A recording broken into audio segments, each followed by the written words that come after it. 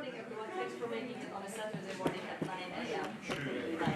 or 7 a.m. We are here to present the third panel at this conference, Books in Motion.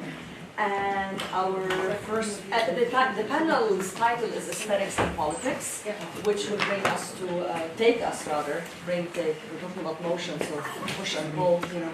Another dimension, which is the interplay between aesthetics and politics. So we have three speakers today, four speakers, excuse me, there are four people on this panel. And our first speaker is Dr. Alan George, whom I will introduce before, of course, he reads his first statement for today. So Alan George is a senior lecturer in Islamic art at the University of Edinburgh. He earned his PhD in Islamic art and archaeology at the University of Oxford in 2006. In 2010, he received a Philip Leverhulme Prize, a major award for early career researchers in the United Kingdom. He has published a monograph about calligraphy, The Rise of Islamic Calligraphy, published in 2010, and numerous articles on early Qur'ans and the Islamic arts of the book. He is currently preparing a monograph about the Great Mosque of Damascus and the catalog of the Al-Sabah collection of Qur'an manuscripts in Kuwait. So join me in welcoming our first speaker for today. Thank you very much. Thank you for being here at such an early time on Saturday. I thought it would be me and the organizer. And I want to thank the organizers as well for bringing us all together, and it's been very well organized, so thank you for that. In the next few minutes, I'm going to try to do something very broad and a bit new as well, which is to look at the development of Arabic script, not in a particular period and dynastic context, as we tend to do, but in a much broader map, which stretched historically from the shores of the African Atlantic to China. So my talk is going to be in the context of the conference about script in motion. And behind the movement of styles of calligraphy, I'm going to ask briefly at the end some questions about how books and people traveled, and perhaps also start thinking about why scripts evolved so differently in different places. And of course, I'm not going to cover all of this in detail unless you want to be here until tomorrow morning. So, how did I arrive at this huge topic? Well, it's by working on the catalog that you've just mentioned.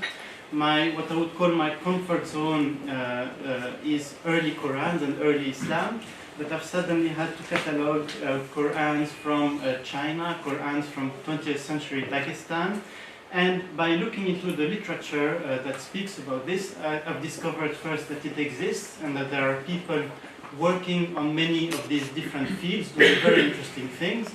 So I would like to highlight this a bit today. And also that there are points of connections and developments, and it's perhaps time to begin to question these. So I'm going to take you through a very abbreviated sequence of this history. Something that we couldn't have done in the state of scholarship as it was 5 years ago even, certainly not 10 years ago. And I'm going to run briefly through 5 major headings: early Islam, the rise of Islamic calligraphy, then the growth of the 6 pens, the classical styles as we know them, and then the Maghreb and West Africa, the Indian Ocean, and China. So, let me begin, because it's a long program in a short time.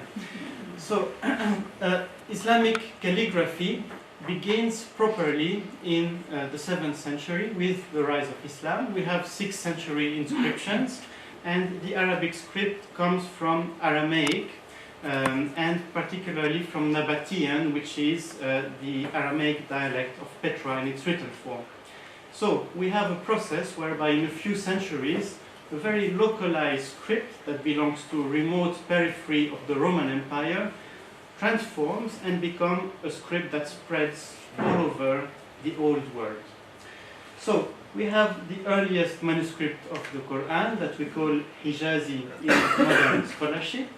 And this is one of them from Sana'a in the Yemen, discovered in Sana'a. And for our purposes today, we just need to notice that they are still very close to individual handwriting. So calligraphy proper, the art of writing, arises at the end of the 7th century under the Umayyad dynasty, at the time that they build the Dome of the Rock, the Great Mosque of Damascus, and really start creating a visual identity for Islam.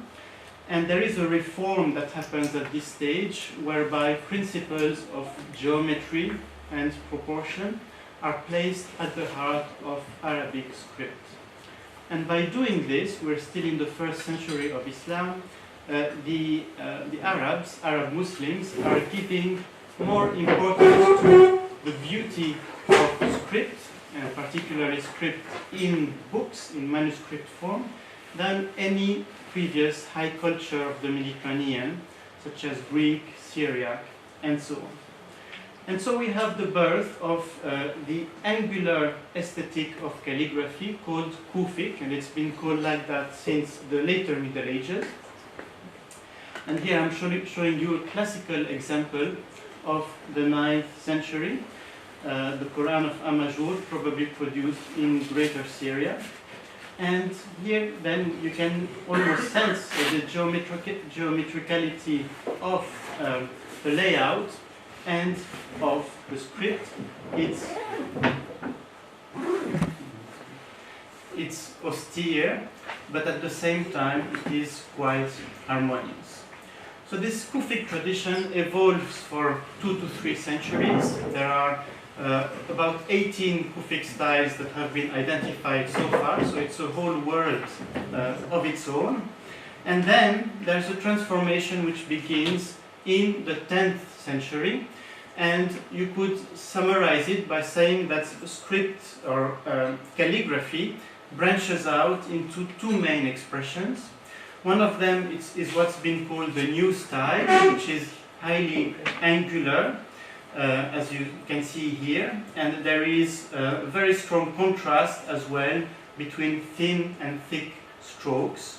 Here we have a classical example of the 12th century. It's a luxury manuscript, and Alia Karamel, who's spoken yesterday, is currently trying to analyze what's happening in this period in the Eastern Islamic world in her thesis. It's quite a complex situation because we don't have many dated and localized manuscripts. So we have this extremely refined angular aesthetic of the new style. Also try to imagine how difficult it would have been to write this in terms of control of hand movement. And we have at the same time the development of cursive styles of calligraphy, because people continue to write in the intervening period in cursive bookhands. We've seen some examples in the last 2 days in papyri. And in the 10th, 11th century, people start to apply geometrical codifications basically to these types of scripts to turn them into calligraphy that's worthy of the sacred text of the Quran. So for about 2 centuries, between the 10th and the 12th centuries, we have scripts that resemble the modern scripts we know, such as Thuluth, Muhaqqaq, and so on, but these 2 in particular, but they are mixed. You can't identify a manuscript which is written in Nasr, Thuluth, or let's say Muhaqqaq during this period, because these are later categories, later branches of that evolution. And this process culminates in the 13th century, probably in Iraq, with the formal codification of what we know as the 6 pens, al-aqlam al-sitta, and the figure that's associated with this in later Arabic and Persian historiography is Yaqut al-Mustasimi, probably the most revered calligrapher in these sources in the history of Islamic calligraphy.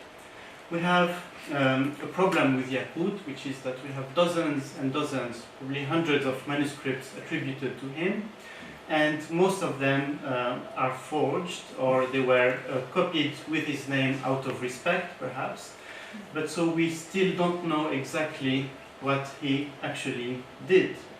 And paradoxically, we're getting to a point where we're going to know more about West African Qur'ans than about Yaqut himself in that period. So it will need to be done at some point.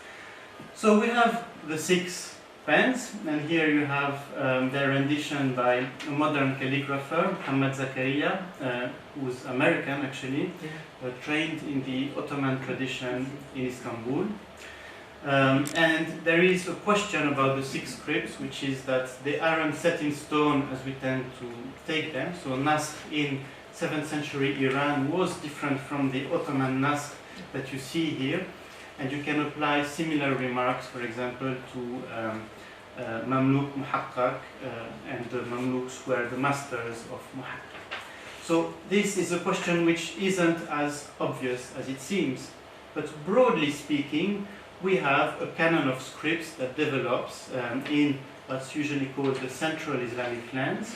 There's a 7th script called Mu'annaq, which is used for 2 centuries by the Mamluks as well, and an 8th script, Nasta'lik, which develops in the 14th century, probably in Shiraz, and which becomes associated with the Persian language and later with Urdu.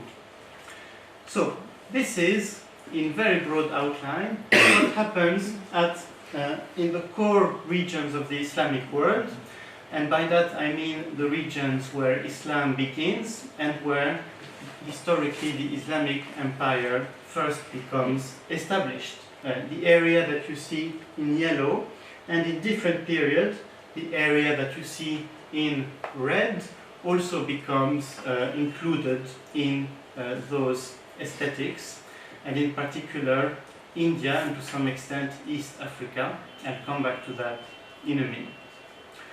But so the Islamic world is obviously much broader than that. So let's first go west to the Maghreb, Islamic West, which stretches from Spain until the 13th century or the 15th for reduced areas. And also expands into West Africa at quite an early date. Now, we have a particular development in the Maghreb, which is the development of the script that you see at the top here, which is usually called today Maghrebi. In the sources it's rather called Mabsut. And it develops from documentary bookhands of the Maghreb. We have the earliest examples resembling that in the late 9th century. Now again, there's a PhD student at Oxford called Umberto Bongianino who's working at the moment on this birth of the Maghrebi script, doing very interesting things.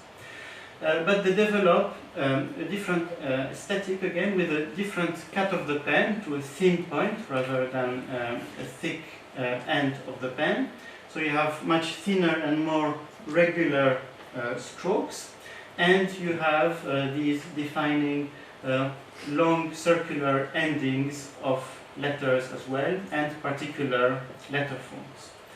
Now, this is one of the earliest Qur'ans written in this script. It's dated 1040, and it's also interesting because the text of the colophon, which you see below, is written in a form of classical Kufic, as it was practiced in the Maghreb, and classical Kufic remains quite widespread in this region in the 11th century, and probably in eastern Iran as well. I think they still know how to write it in that period.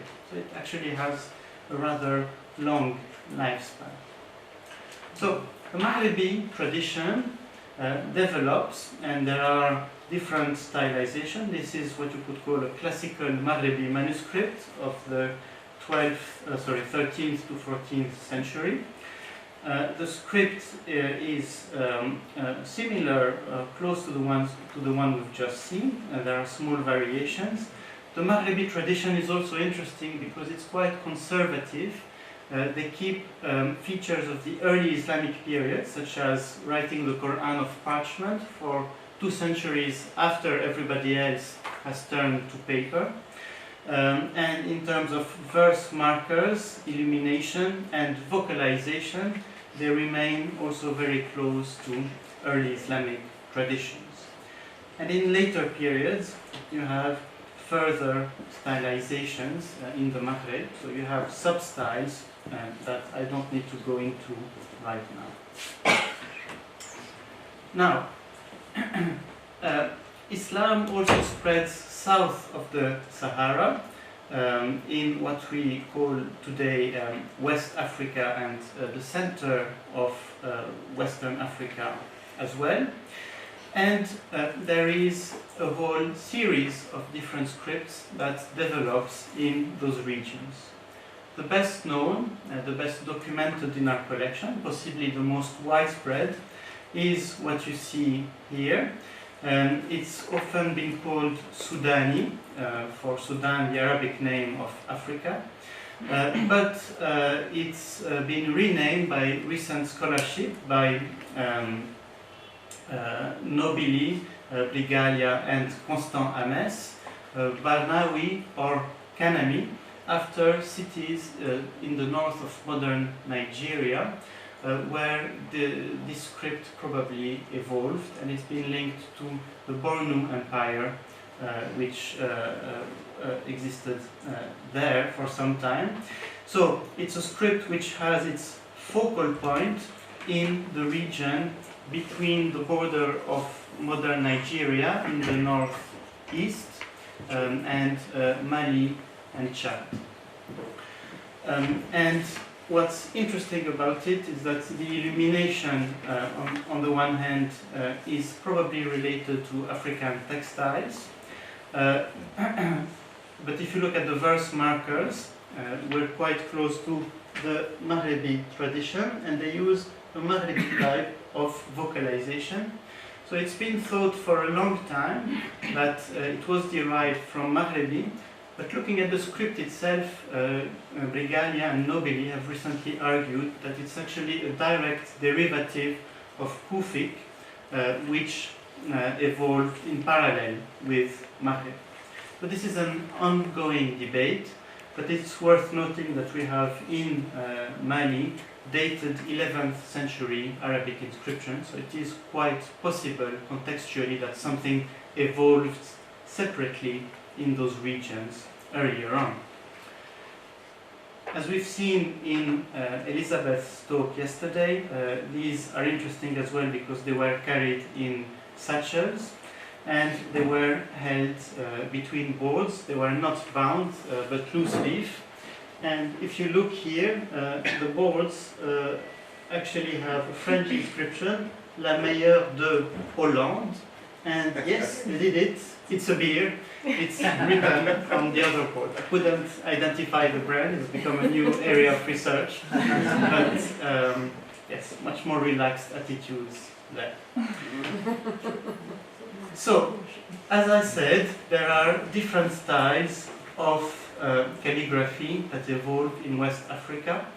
You have some which clearly derive from Maghrebi, and these are found in Mauritanian collections, and Constant Ames has shown this. I'm sorry, the script, the font has disappeared, so things are a bit out of the frame. Constant Ames, and here you have so clear derivatives of the Maghrebi tradition, which probably travel directly along the coast from the Maghreb.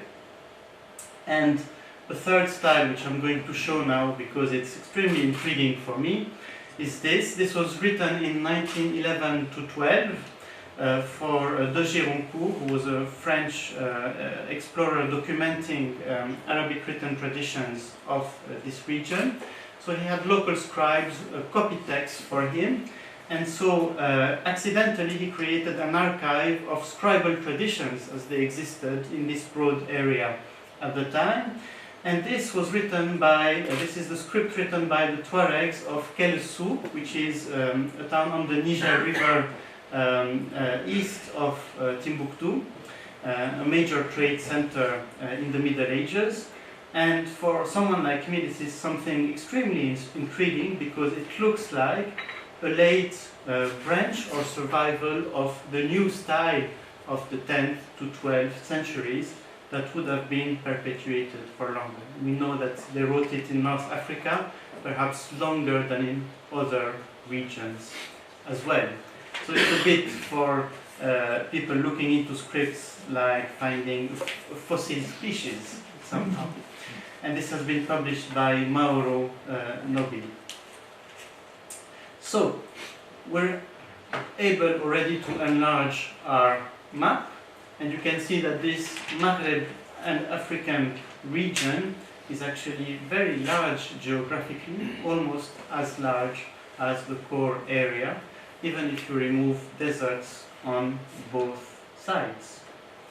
But you have a whole world as well in the Indian Ocean. So you have the Bihari tradition that develops in India, and it starts at least as early as the 14th century. These are the earliest dated examples that we have. It flourishes in the 15th century, but it's become clearer and clearer that it remains in existence much later. So we have at least one 19th century dated example, but we don't know in which context it continues to be produced. So again, it has angular features, strong contrast of thin and thick strokes, as well as a tendency to use triangular shape for letter heads. And we don't know at all where it comes from. This is still a question for future research. In India, people also produce more classical scripts. So this is Indian Muhakkak of the 15th century, and we know it's Indian from the Illumination. And you have a small corpus of manuscripts in those styles. And we know that major courts, especially in the Deccan in South India for the early period, import calligraphers from Iran to work for them. Under the Mughals in the 16th century, this becomes a more widespread phenomenon. And so India becomes part of the world of Iranian calligraphy from the 16th century onwards. And this allows me now to come back to East Africa, which is a kind of border area. So it's linked obviously to the Mediterranean through the Nile and the Red Sea, but also to the Indian Ocean. And this is exactly what we see in their manuscripts. So on your left, we have a Quran from Somalia, 19th century, and on your right from Harar in Ethiopia, dated 749. And you see that, again, we have quite different scripts that are written in this region. On the left, we have a derivative of Nasr, but which has been transformed in the process. It's much thicker, it's monumentalized, whereas Nasr is usually a small book hand or calligraphy hand. And on the left, we have an unnamed script, which we can't really classify, but which people tend to compare with Bihari Indian scripts because of the thickness of the strokes and the angular tendencies, although perhaps this still requires to be evaluated a bit further. And what we often see in publications here and there is comparisons in manuscripts discovered in East Africa and in Southeast Asia with features encountered in the Bihari tradition. So it's as if Bihari had had a very wide spread, or as if Bihari was a reflection of a broader stylistic group and the better known part of this group. And so here I'm showing you some examples with illumination as well that use similar patterns in going counterclockwise. Egypt, the Yemen, this is a Jewish manuscript from the 15th century Yemen, Indonesia in the early 19th century, and Ethiopia, Harar, with an undated manuscript. And here I want to thank Sana Mirza, who's doing a PhD about this at NYU on Qur'ans from Harar, which promises to be very interesting. So it seems that we have some elements of a common visual language in the Indian Ocean, but also with very important local differences. And this still requires to be investigated. It's not entirely surprising when you consider the trade networks that exist in the Indian Ocean. And you already have Muslim trading posts by the 8th century, very far down on the East African coast, as well as on the Indian Ocean in India, all the way to Guangzhou, Canton in China. So it is possible that some elements of style circulate along these networks. And we have in Southeast Asia, in the modern period, the development of further styles. And this is, you could say, well, there is a lot of variety here again, but this is very characteristic of what you find in this region. It's from Terengganu on the eastern Malay coast, 19th century. And what you usually have is different forms of naskh. The one that you see here is quite close to the forms that you have in the Central Islamic lands. Usually it's much more idiosyncratic than that and further away from the models. And these illuminations that completely cover the margin and their shape is also typical of Southeast Asia.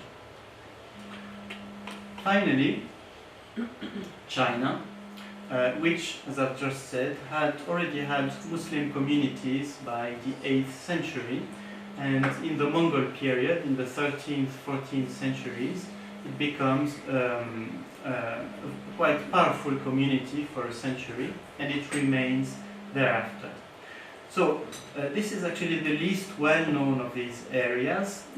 Most of what we have at the moment is from the Khalili collection catalogs published by Tim Stanley and Manijeh Bayani, where they have some dated examples, and they're the only dated examples we know, and the problem is that they arrived through the market, so it's easy to add colophons in order to add value when you're selling a completely new kind of trendy manuscript. So I think this area is also requiring some more work, but there is a very distinctive type of muhaqqaq which develops in China.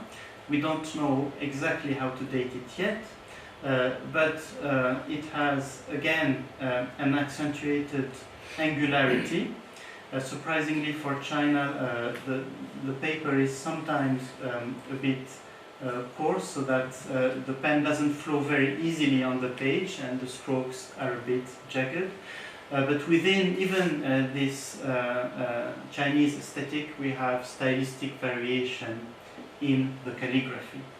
And again, we have the question of how it emerges. Is it through Central Asian trade links, through the Indian Ocean trade, and why does it take this different form? And I'm coming back to this in a second. But so, the map of Islamic calligraphy is almost as large, or is as large, as the map of the Islamic world itself, and it's also much more diverse than what we usually tend to think about. So we have in the east this huge Chinese region where of course the Muslims are minorities, and we have the Indian Ocean, and I've added a dotted line with Southeast Asia, which is quite distinctive, and I should probably have added a second one just west of India here. And one area which will be very interesting to know more about is actually the Yemen, which is part of these Indian Ocean trading networks and seems to be stylistically related to them, but it is also related naturally to Arabia and the Mediterranean world. And one obvious but important point is that there are many areas of overlap, and that these borders are not fixed. They actually keep on moving, and it's where different areas overlap that you probably get the most innovation, new experiments happening. But one pattern which does emerge is that in our core red area we have highly codified script which vary but still tend to be relatively uniform across these areas.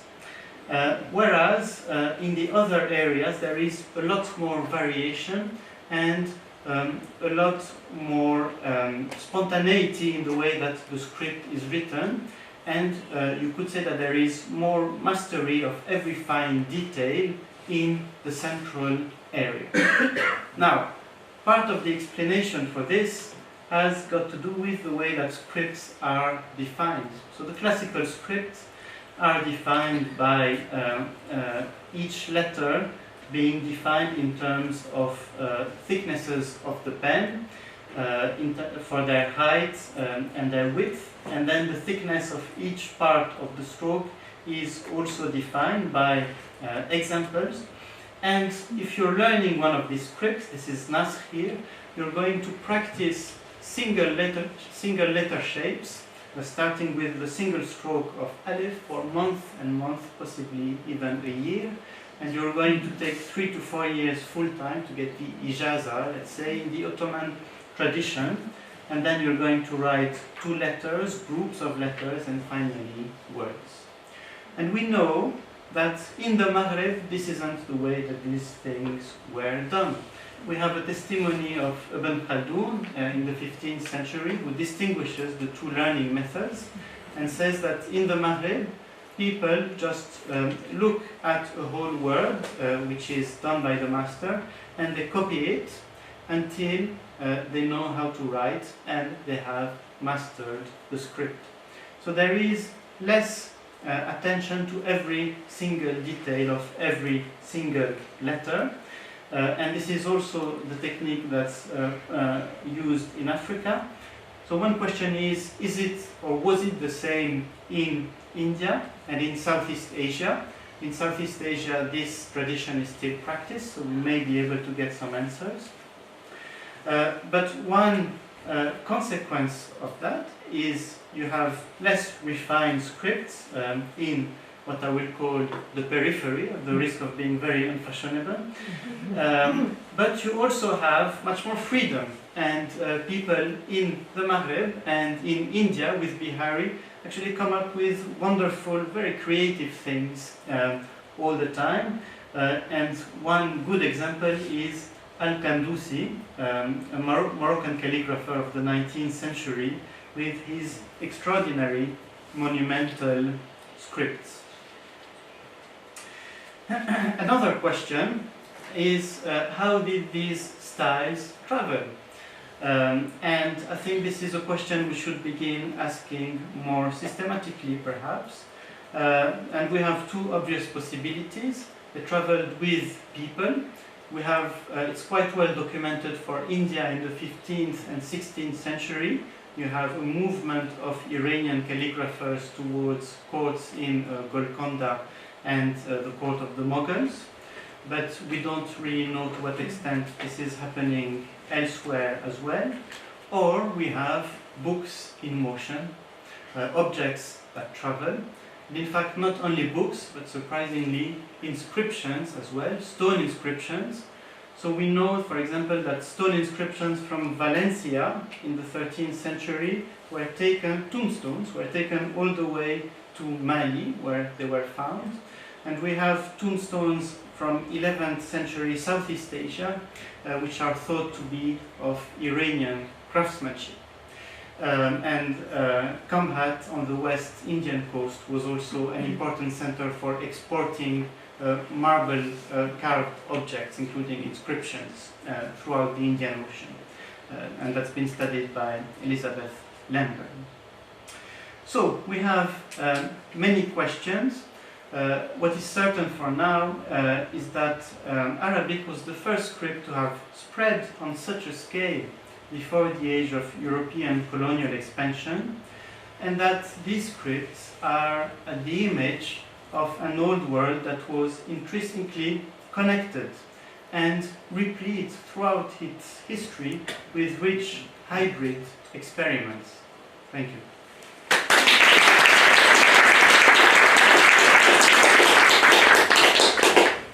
I'd like to invite our next speaker.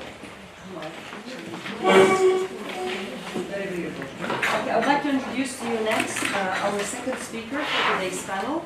Dr. Yuka Kadoy is an historian of Islamic art, specializing in the art history and art historiography of the East Islamic world, and that includes Iran, Central Asia, and part of East Asia.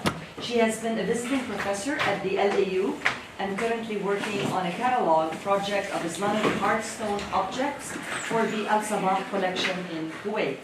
Her main research interest includes the artistic exchanges between the Islamic Middle East and East Asia under the Mongols and Timurids. Her first book is Islamic chinoiserie, published in 2009, and her recent book, just published in March by Brill, is Arthur Pope and a new survey of Persian art. So please join me in welcoming Dr. Kadoy.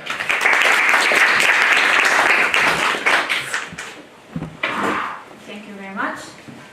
I'm very happy to be back in Beirut to participate in this wonderful conference. And many thanks once again for the organizers of the conference for this kind invitation. Today I'm going to talk about space and composition in early Persian out of the book. So I'm focusing on image rather than text in my talk. Okay. So before we get into the main discussion of my paper, let me briefly summarize what is the Persian out of the book. So here the term Persian does not mean everything written in Persian, but to be used for the products made in the Persian land, including not only modern-day Iran, but also Central Asia, South Asia, and part of East Asia. The art of the book predominantly means book painting or book illustrations, but we conventionally call it Persian painting, although it's kind of misleading term. And our story of the Persian manuscript painting usually starts with a period around 1300, like the chronology established in the last century on the screen. This is because we don't have so many examples, surviving examples of Persian painting before 1300. This of course does not mean that there was nothing. For instance, if we look at ceramics produced before 1300s in the Persian land, so-called Minai wares with rich figural images like the example on the screen, we get quite a good understanding of pre-existing pictorial traditions in the Persian land before 1300. But many of the books, and also objects as well, were gone missing or destroyed due to the chaos caused by the Mongol invasion of Eurasia. However, the establishment of a new state in West Asia called Ilkhanate serves to reconstruct Persian culture. And in fact, we got a number of surviving examples of Persian painting after 1300. And for this reason, it is important to look at the date around 1300 in order to understand the genesis of Persian painting, as well as so-called the classical Persian painting style that was formed during the 15th and 16th centuries under the Timurids and Safavids, like the beautiful painting we saw yesterday on the screen. Now, why so many surviving examples of Persian painting we have after 1300? This is often linked with the Mongol patronage to commission the production of luxurious illustrated manuscripts, both quality and quantity. And this was also thanks to the commercial network across the Mongol Empire. The availability of material, especially paper, made it possible to produce large-sized manuscripts in West Asia and this in turn encouraged the use of space for image rather than the text only. And in fact, the use of image would have been, of course, useful for those who don't read. And we should also count on human resources. The Mongols, who themselves did not have an established picture tradition, actively employed or recruited skilled painters from all over the empire, and many of them were invited or forced to work at the workshop located at Ilkhani capital Tabriz. As people moved around, as objects moved around, the knowledge was transferred through various intermediary sources, such as books, a topic of our conference. And these books were in a book format, or codex format, but also in a scroll format, which I want to explore in my talk. In terms of subject matters, I propose 4 important genres in Persian book illustrations around 1300: science, bestiary, epic, and history. Due to the time restriction I have today, I'm going to focus on one of the history books today, a compendium of chronicles of Rashid ad-Din. Now, compendium chronicles of Rashid ad-Din, Jamia al-Tawarikh, is so-called the first world history, which was compiled and edited by Ilkhani Vizier Rashid ad-Din, died in 1318, in response to commissions made by the Ilkhan Sultan Mahmud Kazan and Urgey. It consists of 4 volumes. Volume 1, a history of the Mongols. Volume 2, a history of the world, but in the view of the Mongols. Volume 3 is a so-called anthropological study, including genealogy. And Volume 4 is geography, which is still missing. And the production of this manuscript is considered as the production of Mongol political propaganda. Thus, it was produced, one in Arabic and another in Persian, to be able to circulate it as widely as possible across the empire. And today, I'm going to touch on 3 quite interesting groups of early 14th century copies of the Rashid ad-Din manuscript. Number 1 is a famous one, 1314 Arabic copy, divided into Edinburgh and now in London. And the second one, the Persian copy, 1317, which is in Istanbul. This is interesting manuscript, but today I probably have no time to show examples from this manuscript. The third one is actually not the manuscript per se, but this is the group of dispersed illustrated pages without text from the early 14th century copies of the Rashid ad-Din manuscript, now mounted in a very confusing way in album format, known as the Dietz albums in the State Library of Berlin, and also known as the Saray albums in the Topkat Saray Library in Istanbul. And talking about the Edinburgh portion, this is quite famous and it has been digitized. So-called digital book is available online. So if you look at the website, you can feel that to turn the pages, for instance. And the London portion has been studied and published as a facsimile by Sheila Blair. Now, let's move on to the first question, how to illustrate history. And as a short remark, I just want to emphasize that today I'm going to talk mainly on inter-Asian network rather than Euro-Middle Eastern connections, since the impact of the Western manuscript traditions on early Persian book painting has been explored in detail already. And also, again, just to remind that Iran is, or Central Asia, of course, part of Asia. So it will be, I think, important to emphasize the connections between Iran and Central Asia and the rest of the Asian countries. Now, here we have a sample page from the Arabic 1314 London portion. This is just a sample page. And the page here currently measures 43.5 by 30 centimeters, but original paper sheet would have been around even up to 50 by 36 centimeters. So the page is defined by two margins, and the outer and inner margins. And the inner margin is used for defining the size of image. The pictorial movement of Persian book painting follows how viewers turn the page, of course, right to left. And this also follows the right to left horizontal orientation of writing in Arabic conversion. And it is interesting, I think, to remind the fact that, as mentioned yesterday, East Asian languages also traditionally follows the right-left orientation as well, but running vertically. As I said before, little is known about Persian out of the book before 1300. But it will be helpful, I think, to have a quick look at other ancient book traditions in Central Asia. For example, the Manichaean manuscript. I show you here a hypothetical illustrated Manichaean manuscript based on the fragments now in the Berlin collection. The Manichaean script is derived from the elements coming from the Sogdian script, which was in turn inspired by Aramaic. The text is thus written from right to left, but the illustration is oriented sideways, as you can see on the screen. And this is a bit awkward to our contemporary eyes.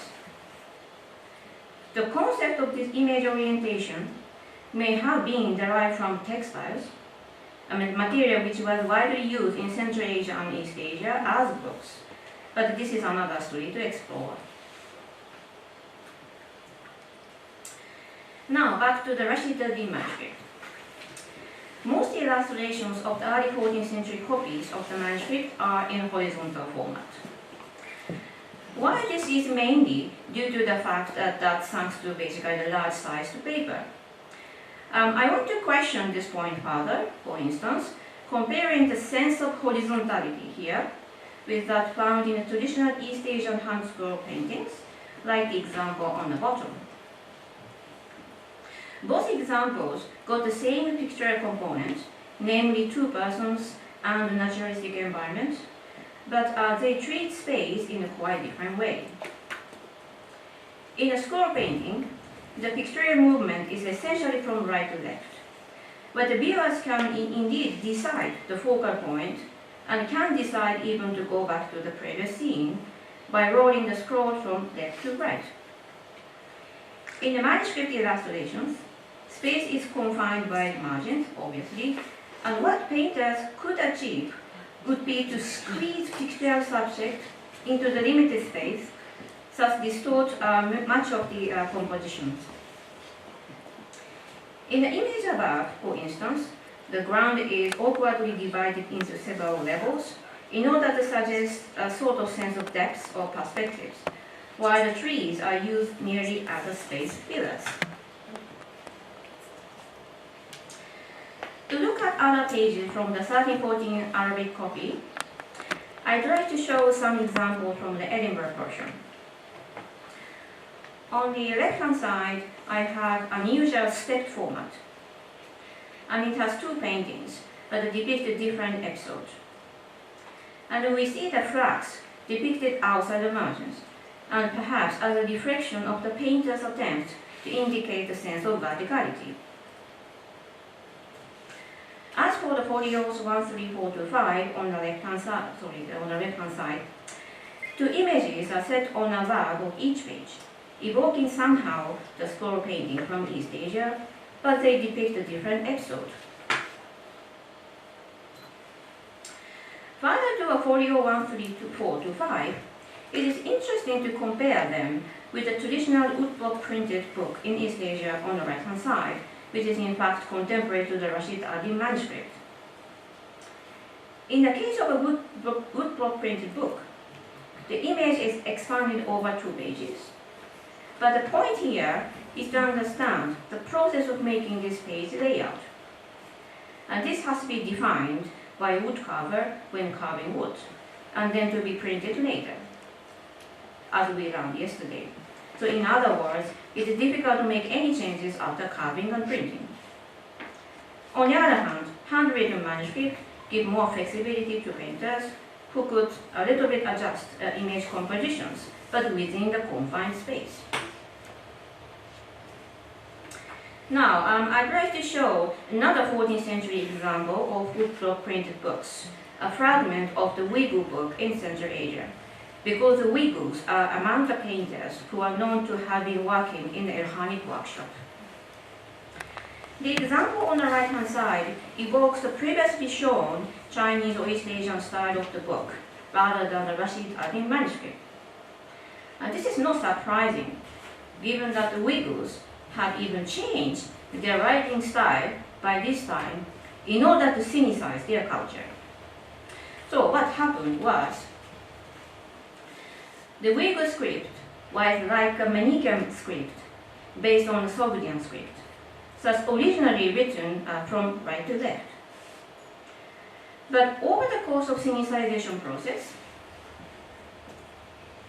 the Uyghurs rotated their Sogdian-derived script 19 degrees counterclockwise so as to imitate Chinese writing style. But interesting point is without changing the orientation of their letters. Thus, the orientation of writing in the Uyghur manuscript still goes from left to right. But the image appears to trace the Chinese style, which is, to me, running from right to left. So it is really confusing.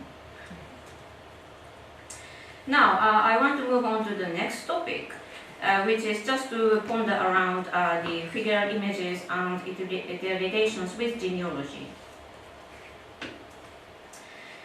So since genealogy is an integral part of the Compendium Chronicles, it is interesting to consider the compositional relationship between figural images and the genealogical tree in early Persian out of the book.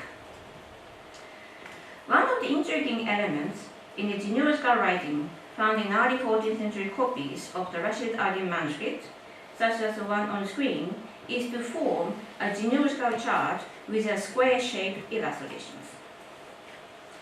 Although the actual images are missing,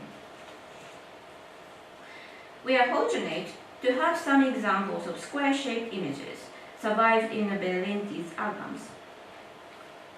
In this album, we have 6 of this kind, but I have found in total 11, now pasted on different album pages. Assuming that the square images were originally part of the genealogical chart, let's try to insert some of the paintings into the Istanbul manuscript and see how they look like. For instance, like this, or another combination. So what we can see here is that there is actually no obvious intention of the painters to individualize each image, and it is difficult to call them as so-called portrait. And clearly these small images merely functions as generic representations of the Mongol couples, and they are mere visual supplement to the genealogical tree. Finally, let's look at another compositional peculiarity found in early Persian out of the book, which is to visualize enthronement in the double opening pages. The Berlinti's albums contain 6 illustrations of this kind, and although we could consider them as 6 individual pages, it does make sense to see them as sets of 2 opening pages. One is with the ruler and his consort, and another with a group of Mongol attendants. We can tentatively make 3 pairs out of the 6 pages on the screen. For example, like this pairing. Now this page layout, the couple on the right and the attendants on the left, is what I thought it would be the most sensible solution. I prefer to locate enthroned couple on the right-hand side. And by doing this, all the visual attention is given to the enthroned couple, and the Mongols are looking towards them. If the couple is on the left-hand side, as you can see like this perhaps does not work out as 2 opening pages, since 2 groups of the Mongols look at totally different directions. Although the sense of individualism is also lacking in this enthronement scene, there is a certain attention to the position of the man depicted to sit on the left and the woman sit on the right-hand side. And this is in fact one of the established customs in the Mongol society on formal occasions, and the idea is also reflected in the Mongol mural painting in China on the right-hand side. So this position is not just accidentally made, but on purpose. And this suggests that the painters in charge of the enthronement image were greatly familiar with the culture of East Eurasia. In order to maximize the importance of the enthroned couple in the whole pictorial compositions, a great number of the Mongols are present, depicted as a group and lined up in equal distance. This peculiar compositional concept needs further explanations. Wondering about its similarity with the Buddhist way to formalize the position of a principal deity and the rest of the attendants, like the example on the right-hand side.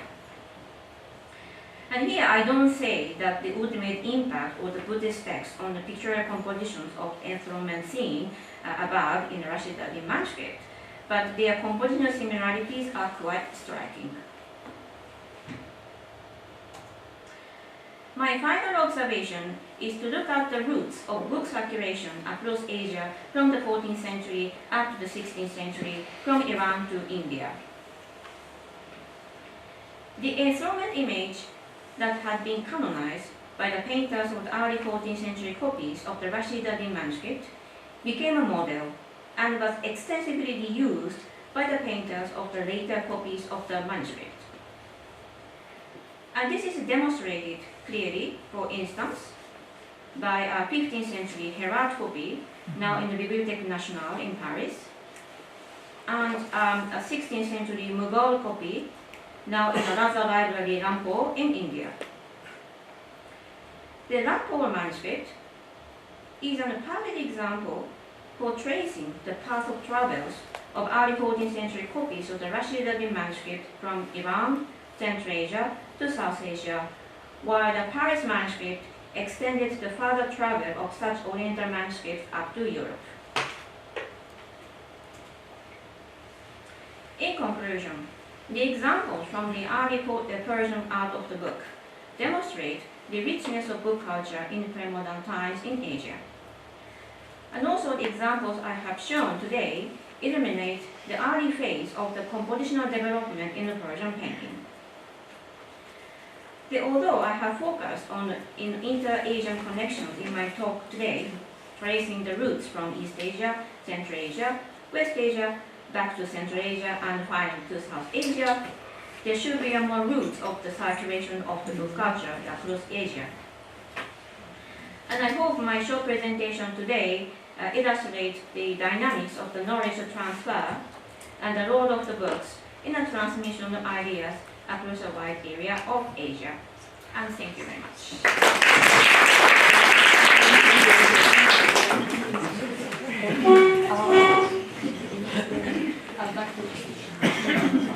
I'd like to invite our third speaker for today, James Hara, whom I shall introduce. He's of course my colleague in the English department. Dr. Harab is an assistant professor in the Department of English at the American University of Beirut. His research has appeared in Ariel, a review of international English literature, English in Africa, African Studies Review, and the Journal of Graphic Novels and Comics, among other publications. His primary research fields are African literature, post-colonial studies, and world literature. He also teaches and publishes on graphic novels, world cinema, global pedagogy, gender, and Caribbean literature. He is currently a faculty fellow at the American University of Beirut's Mellon Foundation funded Center for Arts and Humanities. Join me in welcoming Dr. James Hara. He's taking us to another period and part of the world. The 20th century. I'm glad you do that. I have my own disclaimer as well. Oh, okay. So while I am one of the organizers of this conference, I feel that I must also thank my fellow organizers Sonia and Hala, for inviting me to help them realize their vision and to publicly acknowledge the pleasure it was putting this together. It was not as tedious as one imagines putting a conference together. And also I'd really like to thank the Orient Institute Beirut for hosting us today, and particularly Stefan later. And also in particular, I don't know if he's here, Torsten, for organizing a host of logistical issues, making sure that everyone was here and happy. So yes, I have an admission, kind of as Serene pointed out, that I'm not a historian of books or any other kind, and I don't work on the Middle East. I'm a literary scholar, and I don't mean that as much to place myself on the margins, often just being an Africanist is enough to do that, but to let you know that I am concerned about the contents of books, their stories, and the way of telling and making meaning. I'm interested in book history for what it can do for that agenda. So during the second half of the 20th century, the Heinemann African Writer Series, or the AWS, was the foremost means of circulating Anglophone African literature inside Africa and around the world, and is almost certainly one of the most responsible parties for the creation of African literature as a discipline. Beginning in 1962, the series dominated the publishing of African literature and published over 270 titles. It circulated millions of copies of Anglophone African books, including a few in translation, around the world, having around 30 titles that shipped over 100,000, dwarfing the efforts of other series such as Longman, Penguin, Crown, Oxford, Fontana, and others. I don't want to overemphasize the impact of Heinemann as a singular source for publishing African literature, because there were many other institutions through which African literature developed during this period, but the AWS does represent a unique situation in which for at least a decade or two, most of the major authors and works of the continent went through the AWS. Ultimately, this talk is part of a larger project to track how the circulation of African texts moved from AWS authors such as Ngugi, reluctantly Shoinka, and Achebe, and their ideologies in the mid-20th century to authors such as Chimamanda Adichie and Teju Cole. Teju Cole also happens to be in Beirut right now, so if you see someone walking around who looks like Teju Cole, it is Teju Cole. And I think he may be staying at the Jeffro, where many of you are staying. He's arriving today. He arrived. He arrived already? He arrived last night, actually. Oh, I see. So, Okay. yeah. So if you're going to be around for a while, he will be doing some events with him at AUB. The most troubling element of the AWS for scholars has been that it was essentially a UK company defining the possibilities for African literature in Africa and beyond. The AWS tackled this issue by establishing regional centers in East, West, and Southern Africa, run by local literary experts such as Achebe in West Africa, who had the ultimate word on what was published in their regions.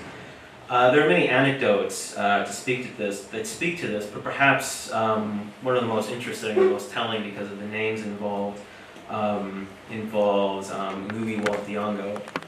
In 1962, Achebe had just published Things Fall Apart as the first book in the African Writer Series. It had originally been published in the UK, and had done respectably, but rocketed to fame when published in the AWS. At the famous 1962 Makerere Writers' Conference in Uganda, Achebe was a figure of adoration, and Ngugi, his junior and unknown at that point, tracked him down, hunted him down, it seems, to his hotel room and gave him the manuscript for his first novel, Weep Not Child.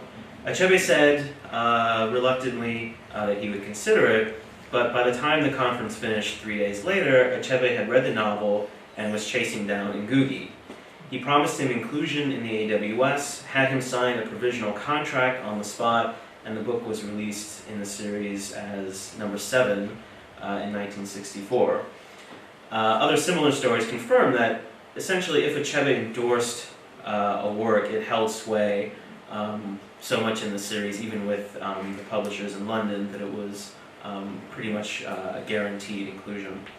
Most of the sales of the AWS took place in Africa, at times nearly 90%. And thus it was African literature written for African readers, demonstrating that Africans writing for Africans was not another post-independence intellectual ideal doomed to never materialize, but an attainable reality. Crucially though, the AWS was a paperback series only, which kept the retail price down, making them affordable to African students. So, while the somewhat trite idea that the foundational series was simply a European or English imposition, this is sometimes argued, because it was mitigated by a Western publisher trying to make a profit is clearly ill-conceived, the notion that Heinemann, and especially Achebe, created a very particular type of literature for the series that became the standard for a continent for decades is an important line of inquiry. We must ask then, how are these texts made culturally available for non-local readers, African or others? Or to borrow from Damrosch, what are the conditions by which the AWS's text trajectories are made African and global? Achebe's explicit didacticism, as expressed in The Novelist as Teacher, in which he argues for African novels as, quote, opportunities for education, unquote, as an element of African literature not needed for Europe because European cultures had not been denigrated for centuries by colonialism. He argues that they did not need Ngugi's decolonizing of the mind to combat, quote, our acceptance of racial inferiority and the disaster of colonialism brought upon the African psyche in the period of subjugation to alien races, unquote. Achebe's didacticism, then, is not a continuation of the ethnographic traditions of Europeans to lay bare the workings of African societies for European epistemologies, or a pandering of African literature to European tastes, but an African self-referential didacticism aimed at letting Africa know itself outside of colonialism. By reviewing the series, but in particular the cover designs, we can bear this out in part. Let's just take a look at a few more. The AWS was a numbered series. The numbering, along with the inclusion of a full list in those books, served to contextualize individual books as part of a larger educational program. So on some of these, you can see in the upper right-hand corner, there's the Heinemann African Writer Series symbol, and at times, depending on which version, a number.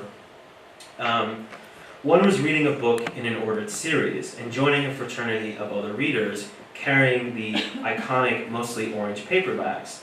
This was particularly evident on the covers of the books. Nearly all of the books had a photo of the author on the back, with a description of the culture from which he or she came from and a brief synopsis of the book, the former often informing the latter rather transparently. They were also color-coded. Orange, an admitted theft from Penguin, was for fiction, blue for nonfiction, and green for drama and poetry. This didactic turn of the contents as signified on the covers led both readers in African countries, but even overseas readers, also to think of the AWS as not only entertaining, but culturally informative. Both the Canadian University Service overseas, something akin to the American Peace Corps, and the U.S. State Department recommended the books in the series to their employees traveling and living in Africa. More explicitly, many of the texts contain glossaries for non-English words and introductory essays explaining the cultures explored in the text, the most well-known being an essay on Igbo culture and history in the AWS version of Things Fall Apart. And the first version of that book also contained illustrations inside the book as well. Heinemann, as a multinational corporation from a former colonial power monopolizing circulation of African literature in the 60s, 70s, and 80s, is not without its ideological snags, and at the time was not without its detractors. Most prominently, Wole Soyinka termed the series a, quote, ghetto for African literature. And in literary circles in Africa, the series was sometimes viewed as what Gareth Griffiths calls, quote, a general imperialistic infrastructure for controlling African possibilities, unquote. Ironically, Soyinka despite his criticism, took advantage of Heinemann's ability to publish widely and compensate their authors when his wife, unbeknownst to him, sold the rights to his novel The Interpreters while he was in prison. She claimed that while Shoyinka was in prison receiving 3 meals a day, his family was outside starving. I don't think Nigerian prisons are that posh, but excuse me, I take her point. And The Interpreters, which essentially was released in the UK, and after 6 weeks, about 80% of the books had been returned to the original publisher, has now been in constant print for over 30 years, and of course, Shoyinka has won the Nobel Prize. Despite a healthy skepticism in dealing with Western multinationals, writers discovered through hard experience that they were able to reach other Africans, the world at large, and sometimes even their own compatriots by publishing with the AWS. And as groundbreaking as its publication was, Things Fall Apart itself did not create an audience for African literature upon its initial publication. In fact, the book was reportedly difficult to find in Nigeria, while virtually impossible to get in other parts of Africa before the AWS. This is to say that Heinemann did not only swoop in and overpower African publishers in an already established market, but that they created local, national, regional, and global markets for African literature where few existed. It is not difficult to imagine that Things Fall Apart would have faded into obscurity like the earlier very significant and important works by authors such as Thomas Mufolo, Peter Abrams, and Sol Potage, had the AWS not come into being when it did. Beyond publishing more titles and circulating millions more African books than any other entity inside and outside of Africa for 30 years during the establishment of the field, the AWS launched an African style of novelistic discourse grounded primarily in realism. This realism shunned the modernism of Western literature at the time, and for better or worse, realism even today is the style most closely associated with African literature. The experimentalism, sometimes referred to as magical realism of Tutola, Okri, and Cheney Coker, serve as exceptions that prove the rule, and none of these authors were published in the AWS. Why this style became the calling card of Heinemann in African literature is manifold, but given Achebe's power over the series and his philosophy of African writing, realism as a tool for teaching is an obvious choice. Heinemann's AWS on the whole did not sell its millions of books to the general reading public in Africa, but to students required by various educational policies to adopt African literature into their syllabi. As Clive Barnett states, the AWS, quote, was understood to bear a representative function in relation to African societies, speaking of them, but also speaking for them, unquote. Not unlike the questions that Frederick Jameson raises in regards to post-colonial protagonists as stand-ins for their peoples, the AWS burdened itself with the task of representing Africa to itself and the world. The dilemma of a Western publisher in charge of producing African literature becomes trickier when it purports to speak for Africa, and the speaking is in a manner accessible to secondary school audiences. Beyond the foundational questions of subaltern groups' abilities to represent themselves in fiction, particularly in English, we face the question confronting most non-Western literatures and world literature. Are these texts authorized by traditional Western centers of power to reinforce the centrality of the West? Gareth Griffiths is the only scholar to address this question, or to be, shall we say, overtly critical, by writing, quote, "We might see Achebe's simplicity of style, his simple vocabulary, his clear-cut narrative lines, produced as much by the demands of the publishing goals than by the force of traditional, quote-unquote, simple, authentic African stylistic features," unquote. Griffiths does rightly call into question the motives of a foreign publisher from a former colonial power profiting off of the work of the formerly colonized, and the way that relationship implicitly shapes content and style. We don't know to what degree modernism and other styles were shunned in favor of realism in AWS, but clearly speaking for Africa is complicated by this relationship. There are many issues with Griffith's analysis, as he doesn't account for the audience of the AWS being overwhelmingly African. But more importantly, I suggest that as an African publisher wishing to circulate texts throughout the continent, an African publisher wishing to circulate texts throughout the continents would have faced a similar situation. Heinemann shipped millions of copies, and there's no reason to believe that an African publisher could have somehow achieved these numbers without the educational market. That is, given that the educational market was the only way to ensure a sustained African readership, it seems unlikely that in the decades immediately following independence, that styles that did not directly engage African realities would have been adopted by national African curriculum boards. Even if one is inclined to take the difficultly defended position that hundreds of titles in the AWS are dumbed down or watered down, despite the presence of incredibly difficult texts such as Bessie Head's A Question of Power, and the faultiness of the assumption that realism is just simple, there's little evidence to suggest that an African publisher would not have also had to yield to the economic realities that dictated the AWS be aimed at educational markets. Indeed, many of the circumventions of local censors were only possible precisely because Heinemann was not based in an African nation.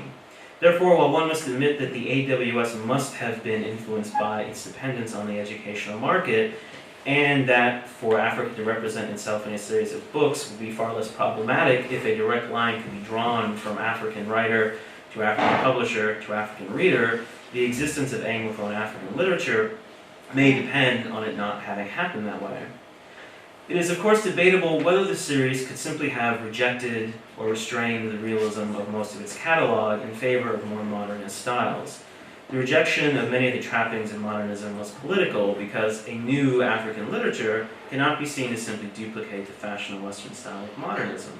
However, in eschewing modernism for realism, another Western style, the series maintained a focus on the ethnographic. The AWS prided itself on the notion that these were texts that taught one about the place from which they came.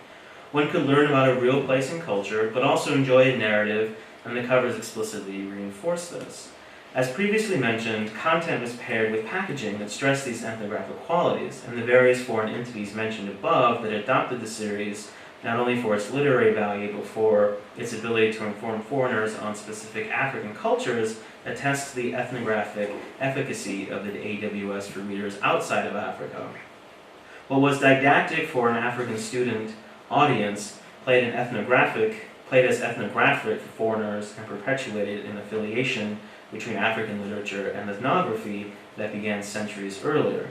The AWS obviously resisted the specific misinformed and often racist ethnographic information of those earlier texts in favor of work that represented Africans as equal, but one knew that when reading an AWS title published in the era of post-independence disillusionment, for example, that the work would attempt to communicate what was happening in Africa.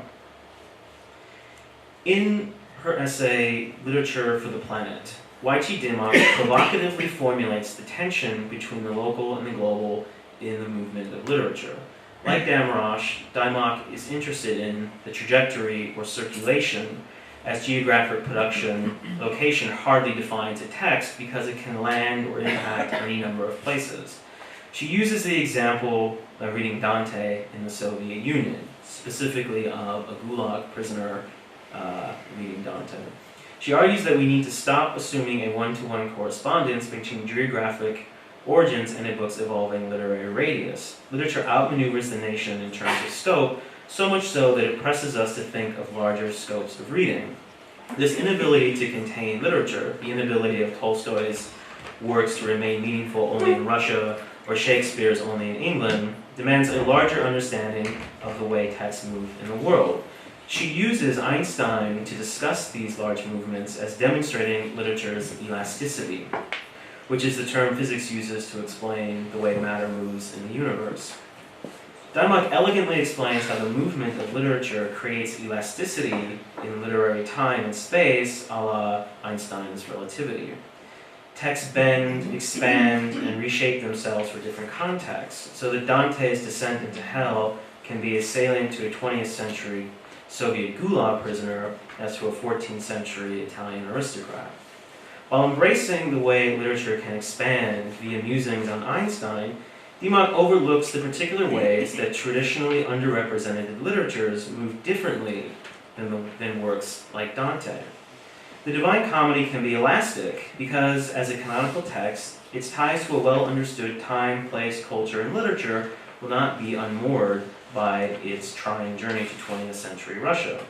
By contrast, Achebe, at the start of the African Writer series, believes that even Africans need to be taught about Africa. In Dimmock's terms, African literature is in danger of being too elastic and too rigid. For works such as Ama Ata Aidu's Our Sister Killjoy, unlike Dante's Divine Comedy, we cannot assume that the micro level of the text's Akan culture is situated adequately enough that it can sustain Dimmock's elasticity. To be blunt, if seminal works like Things Fall Apart and Our Sister Killjoy are read without due attention to their cultural specifics, as they often are, they will not travel well or bend once geographically dislocated around the globe and temporally displaced by 700 years, like Dante. They will be bent out of shape, rather, such as when Aidu is discussed in terms of reverse racism, or they will be broken and unmoored from their cultural context, such as when Things Fall Apart is cut off from its Igbo site of production. The AWS's rigidity in using the covers and paratextual materials to relate cultural information, as well as the realist style of most of its text, is as pragmatic as it is ideological. We can turn briefly to the example of Things Fall Apart as holding a tenuous place despite its prominence, and how its covers in particularly illustrate the above. Here are two covers of Things Fall Apart. The one on your left is the original AWS 1962 cover of Things Fall Apart, and the one on your right is from the 70s, 1974. The now mythic events that there are two mythic events that nearly scuttled the publishing of Things Fall Apart. Achebe sent his handwritten manuscript to a typist in London from Nigeria, and they stopped responding to his letters. Only when he was able to phone a friend, a white Englishman, who went to the typist and angrily demanded it, did he get his manuscript back. And Achebe has said on many occasions that he had vowed never to write again while the manuscript was missing. And remember that Things Fall Apart, in its original form, also contained much of the material, not only for what became Things Fall Apart, but also for Arrow of God and No Longer at Ease. It was originally conceived of as 3 books in one. Secondly, in 1958, Heinemann did not even have anyone they felt qualified to internally review Things Fall Apart for possible publication. The publishers eventually gave the manuscript to an economics professor who had recently traveled to Africa for a 2-week holiday. His review famously consisted of 7 words. He turned out to be okay.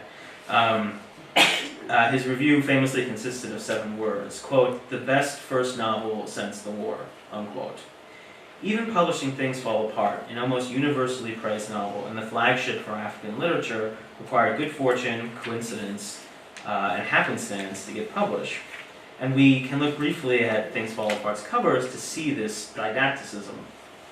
On the left, its original AWS cover, demonstrating a variety of masks used in the narrative and an indigenous plant. Note how, this will make sense in a minute, note how this is not an acacia tree. Just hold on to that. And on the right, from the 70s, is a man, most likely Okonkwo, the main character of Things Fall Apart, railing against an image of the cross, the theme of the imposition of Christianity on Igbo land being a major point in the novel, if you're familiar with it. Disregarding the back covers and paratextual information with more explicit cultural explanations, we can see that even the covers contain images that explicitly relate to the text, but also to a politics of representation. The cover on the left acts as a response to colonial claims of a lack of civilization, thus the need for a civilizing mission, while the image on the right clearly bemoans the presence of Christianity, even in a more fervent manner. This is to say that they are rigid expressions that do not wander far from the core didactic project. I want to end with a stark contrast in approaching covers to convey the deliberate ideological maneuvers of the AWS and to show what happens without such interventions. So this is, remember that acacia tree. The close linking of cover images, back cover author descriptions and cultural information, and even occasionally illustration inside, contrasts immediately to this image of a collection of African books that gained great popularity in the US. You may see a tree in nearly every cover. This is a couple of times in these covers, and the tree in the covers is the acacia tree that I was mentioning. Most acacia trees in the world, so these are texts from Nigeria, from East Africa, Southern Africa. Most acacia trees in the world are located in Australia. Now there are acacias in Africa, South Africa in particular, but the Nigerian novels in particular are striking as the tree does not typically grow there. And while I do not wish to make too strong a statement regarding the cause of this phenomenon that casts too far wide a net, creating book covers to adhere to a Lion King version of Africa, there is a disconnect, an almost anti-didactic quality to these covers. They imbue misinformation as much as the AWS imbues responsible representation and didacticism, even if in doing so it relied on a rigid and systematic use of its covers, paratextual materials, and realist forms to awaken its audience in the wake of the nightmarish fantasies of colonialism. Thank you.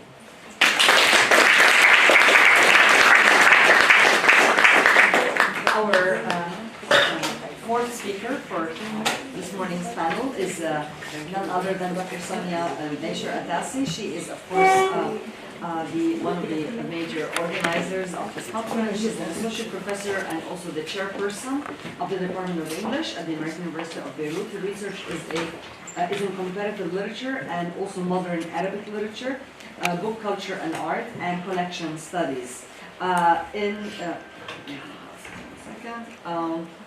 It in particular explores interrelations of word and image and questions about aesthetics and politics, cultural memory, as well as history. She's a member of the editorial board of the book series Literatures in Context, Arabic, Persian, Turkish, published by Rachel Khalad. Please join me in welcoming Dr.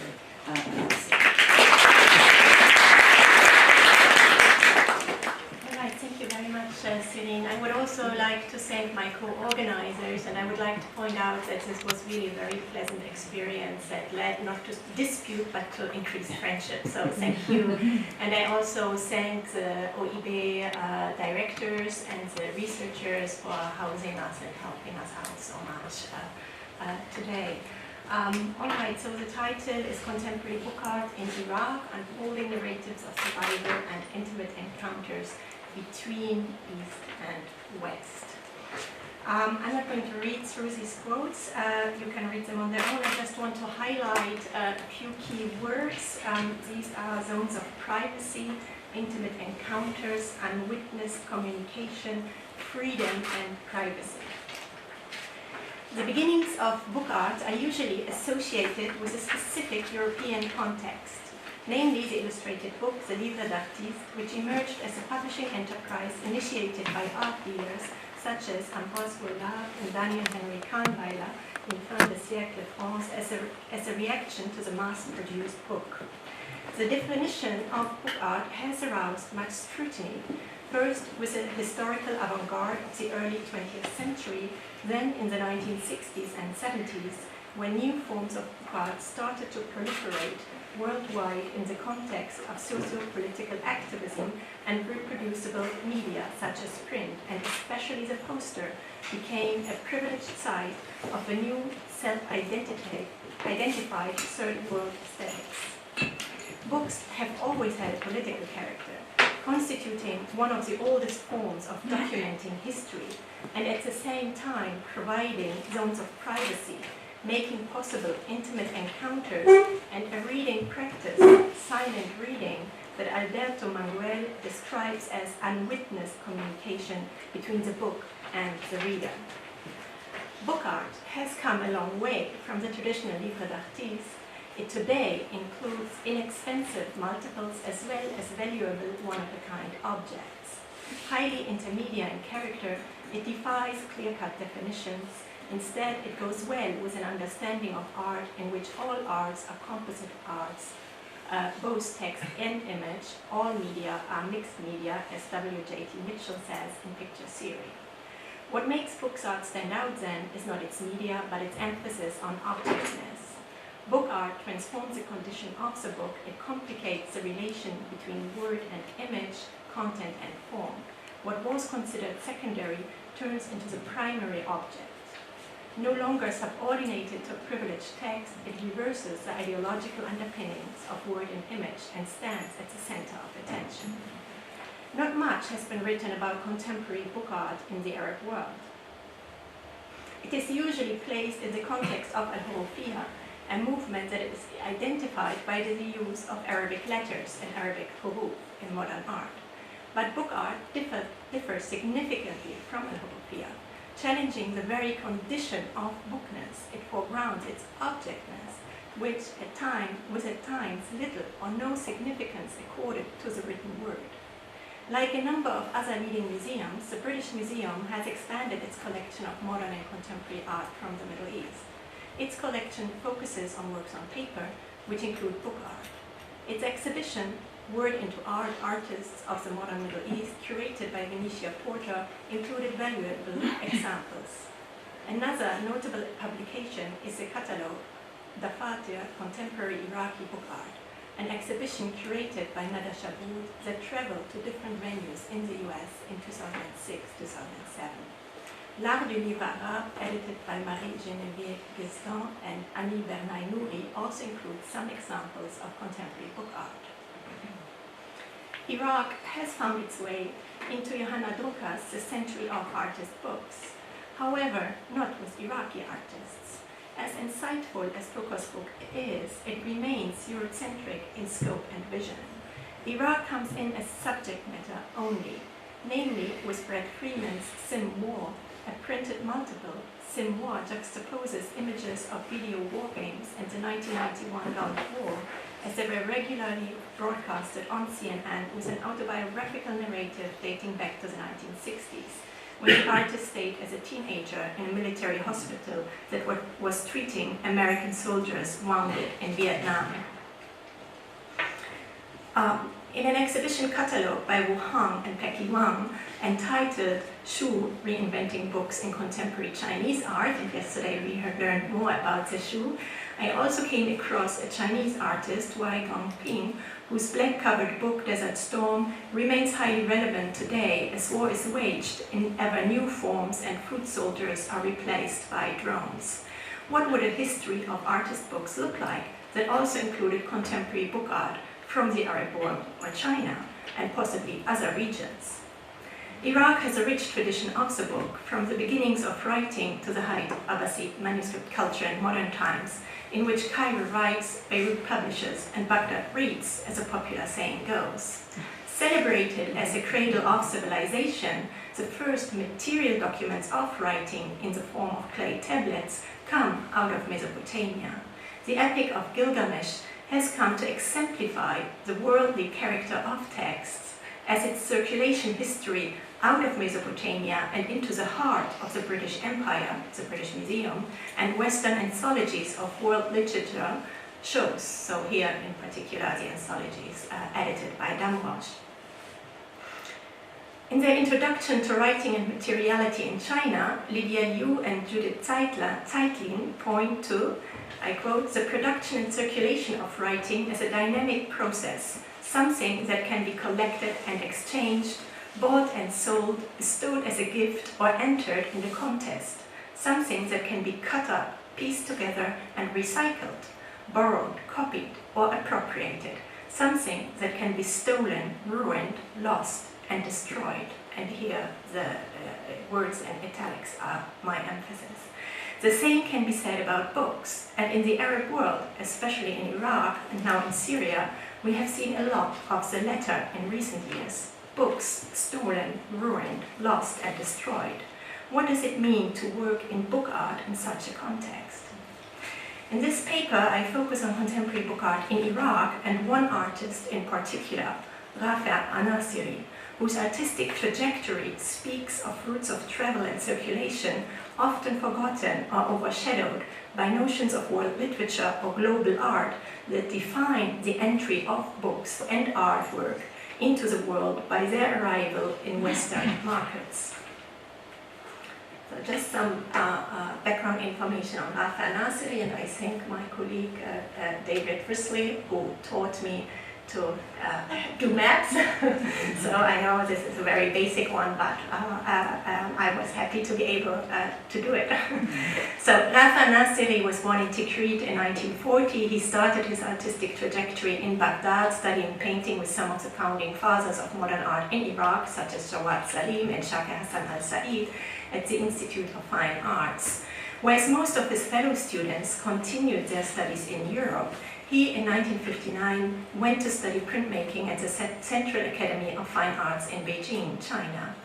This move was made possible by the new geopolitical context after the Bandung Conference, which promoted Afro-Asian economic and cultural relations to resist colonial and neo-colonial domination, and after the 1958 revolution in Iraq, which ended the British-backed monarchy and led to the formation of the Republic of Iraq.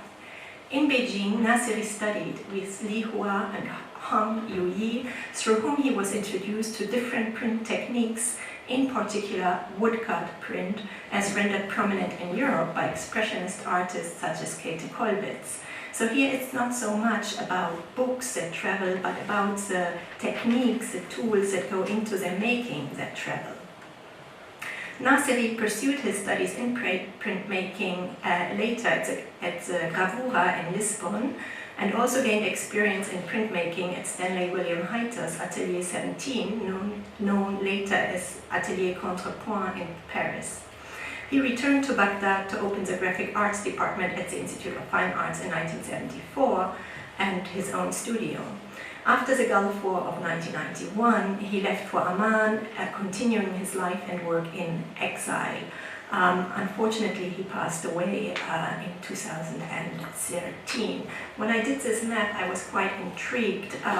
When I put down the exhibitions, so these are the orange dots, to notice that the only exhibitions he held in the US were after 91 and after 2003. So it seems that you need a war to get your artwork shown abroad in the US. Nasiri wrote about his journey to China in this book, which was published posthumously. And here the book cover comes in form of a Chinese notebook, which Nasiri also used for some of his book art, as we will see later. Before, I would like to show you some of the woodcuts he did as a student in China. And you see here that these woodcuts are placed in a Chinese context, right? So you see the houses, and you see Chinese people, man and woman on the bench, and the old man. He later then applied the same technique, but to an Iraqi context. So here you have a portrait of his mother and an Iraqi woman. Back in Baghdad, Nasiri founded, together with other artists of the 60s generation, among them the Azawi and Ismail Fatah, the New Vision Group, Ru'ya Al-Jadida, in 1969. The Hazima, the Arab defeat of the June War of 1967, fresh in their minds, the group foregrounded notions of rebellion, revolution, and change. What distinguished it from previous groups, such as the Baghdad Group for Modern Art, Jamaat Baghdad bil Fan al-Hadith, was the use of new media and techniques such as print. Nasiri is mainly known for his paintings and printmaking, but he has also worked in book art, drawing on different traditions of book culture, from ancient Mesopotamia to the Arabic Islamic world, China and Europe, while taking part in contemporary artistic practices worldwide. Book art in the Arab world can build on a long and very elaborate tradition in Arabic Islamic culture, and we've seen many examples already. This has to do not only with the outstanding position of the Quran, but also with the high esteem of education, be it religious or profane, and thus of books.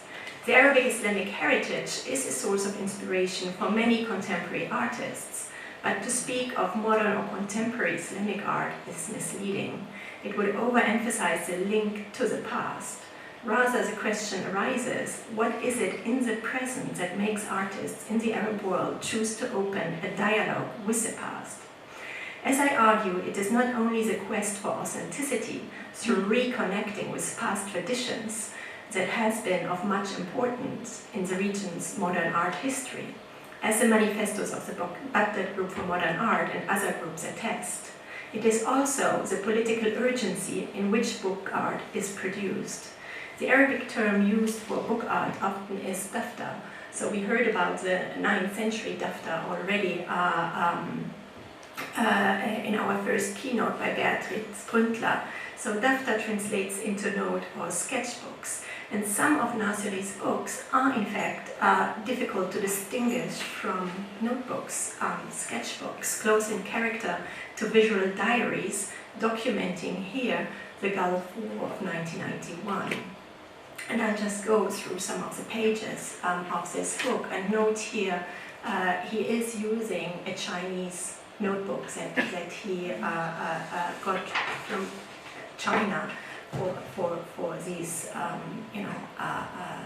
for his book art. So it's interesting here. You have the visuals, but then you have the text as well, and sometimes the text comes across as very poetic. So it's a very private, diary-like notebook, right? But next to visual diaries, sketchbooks, Nasiri also produced limited editions and unique one-of-a-kind objects. So this really speaks to the plurality of the book formats, also in Arabic Islamic book culture, pointed out by Stefan Leder. As his country deteriorated in war, occupation, and sectarian violence, his interest in Arabic literature increased. Inspired by Arabic poetry, especially after the Iraq War of 2003, Nasiri has produced a number of limited editions on classical Arabic literature, from the Abbasid poet al-Mutanabbi to the Andalusian poet Ibn Zaydun and al-Hariri's famous maqamat as transmitted by the 13th century Baghdadi calligrapher and miniature painter al-Wasiti, as well as on modern Arabic literature, namely the Iraqi poet Muhammad Mahdi al-Jawahiri, the great Palestinian poet Mahmoud Darwish, the Arab-American writer Etel Adnan, and May Muzaffar, his wife, who is a poet and art critic. And he himself says, I quote, "Over the past 7 years, and specifically after my homeland Iraq was occupied in 2003, I started searching for new visual resources to enable me to express my psychological state and the extreme pain and agony of witnessing the torture of the people of my country, wishing and hoping for liberation and salvation from the deterioration and disappearance of their country, once the cradle of the world's most elegant civilizations many centuries ago. In response, I sought shelter with poetry." And here I'll just show you now some of the one-of-a-kind books he did.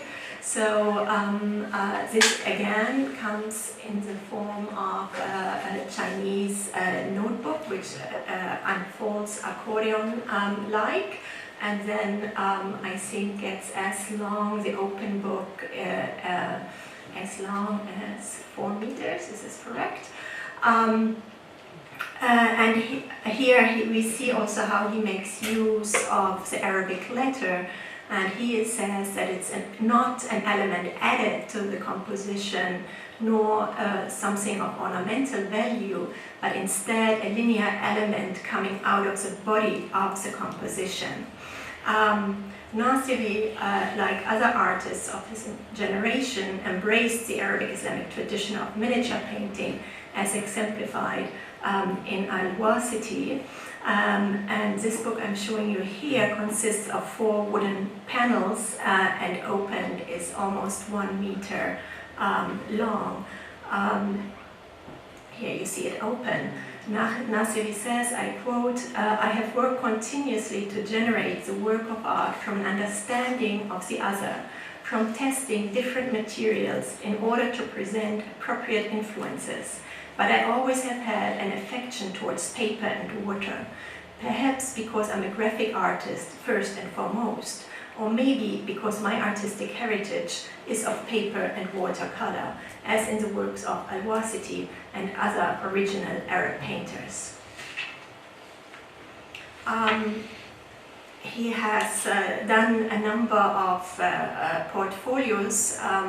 This is one he did on a poem that his wife May Muzaffar wrote, entitled That Distant Land. He has also done a really wonderful book on Mahmoud Darwish to describe an almond blossom in homage to the poet after the poet's death. And in all these books we see a recurrence of themes of exile and loss. I would like to have a closer look at a library set on fire, a portfolio that consists of Etel Adnan's text in English and Arabic translation and 6, here it says etchings, I'm sorry, that's wrong, 6 silkscreen prints, and that is on display in our book exhibition at AUB.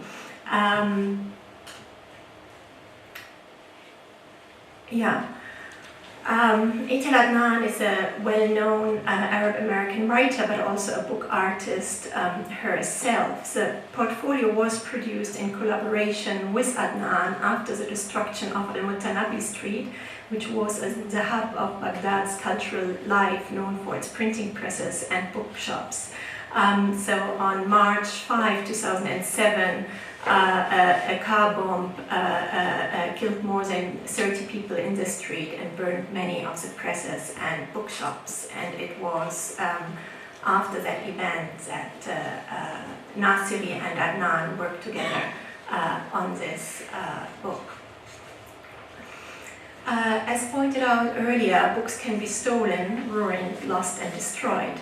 In Nasiri's silkscreen prints, Adnan's text is scored in colors, in hues of red and yellow, blackness annihilating a word, then a sentence. At the same time, the book shows beauty as an artistic practice, highlighting the materiality, fragility, and vulnerability of one of humanity's oldest and possibly greatest inventions, writing, and by extension, the book. Book art in Iraq gained momentum not with Nasiri's generation, but with the so-called 90s generation, when a shadow culture, Thaqafat al-Zil, was able to emerge in the margin, despite the Ba'ath regime's ongoing attempt to control cultural production and the country's international isolation during the years of UNSC imposed sanctions and continuous US and British military strikes. Hannah Malala deliberately, so she's of the 90s generation, born 1958, deliberately destroyed her 2007 book, Conference of the Birds, a handmade bound volume issued in a box. It incorporates fragments from the 13th century Sufi poet Farid ad-Din Attar's allegorical story of a group of birds searching for their king, God, whom in the end they see as their very own reflections.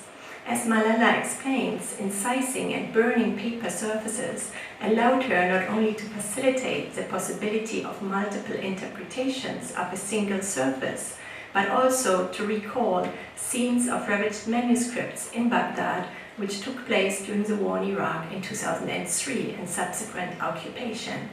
The result is a beautiful but highly fragile book that gives its reader an idea about the preciousness of manuscripts and at the same time documents the destruction of Iraq's cultural heritage.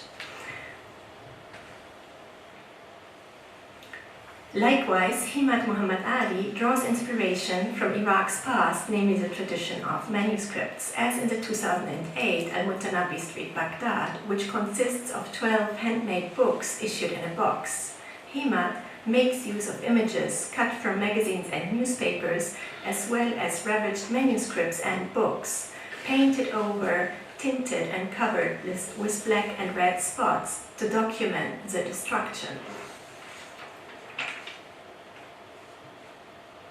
In Nazar Yahya's 2003 Baghdad Day of Destruction, Yom Dama Baghdad, all that remains of Baghdad, as well as of the book, is blackness, dust and shards of glass and pottery stored in a box.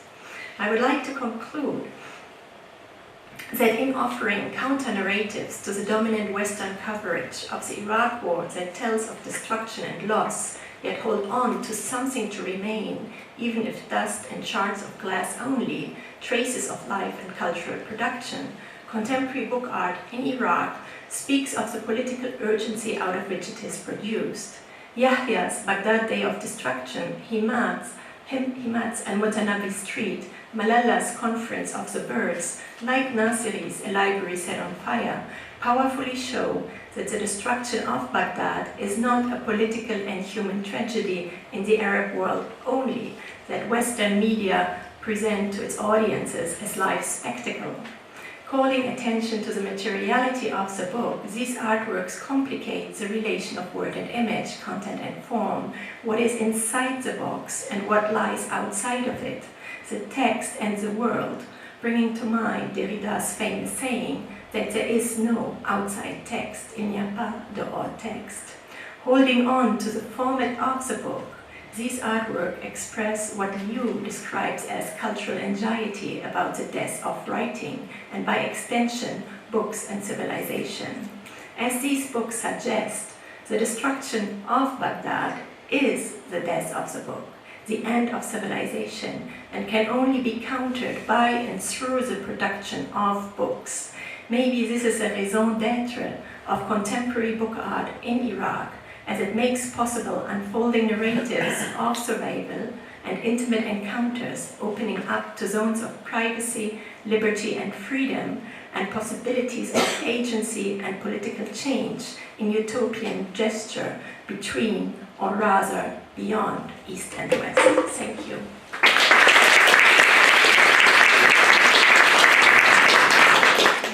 Thank you very much. I have one question. I don't want to monopolize, of course, the time. I have one question for the first speaker. Do you want to sit? Maybe shall we sit up here? If the speakers could maybe come up and then I'm more familiar with my colleagues' speakers. That's why I have questions for only the first two speakers, and then I leave the floor open to questions from the audience.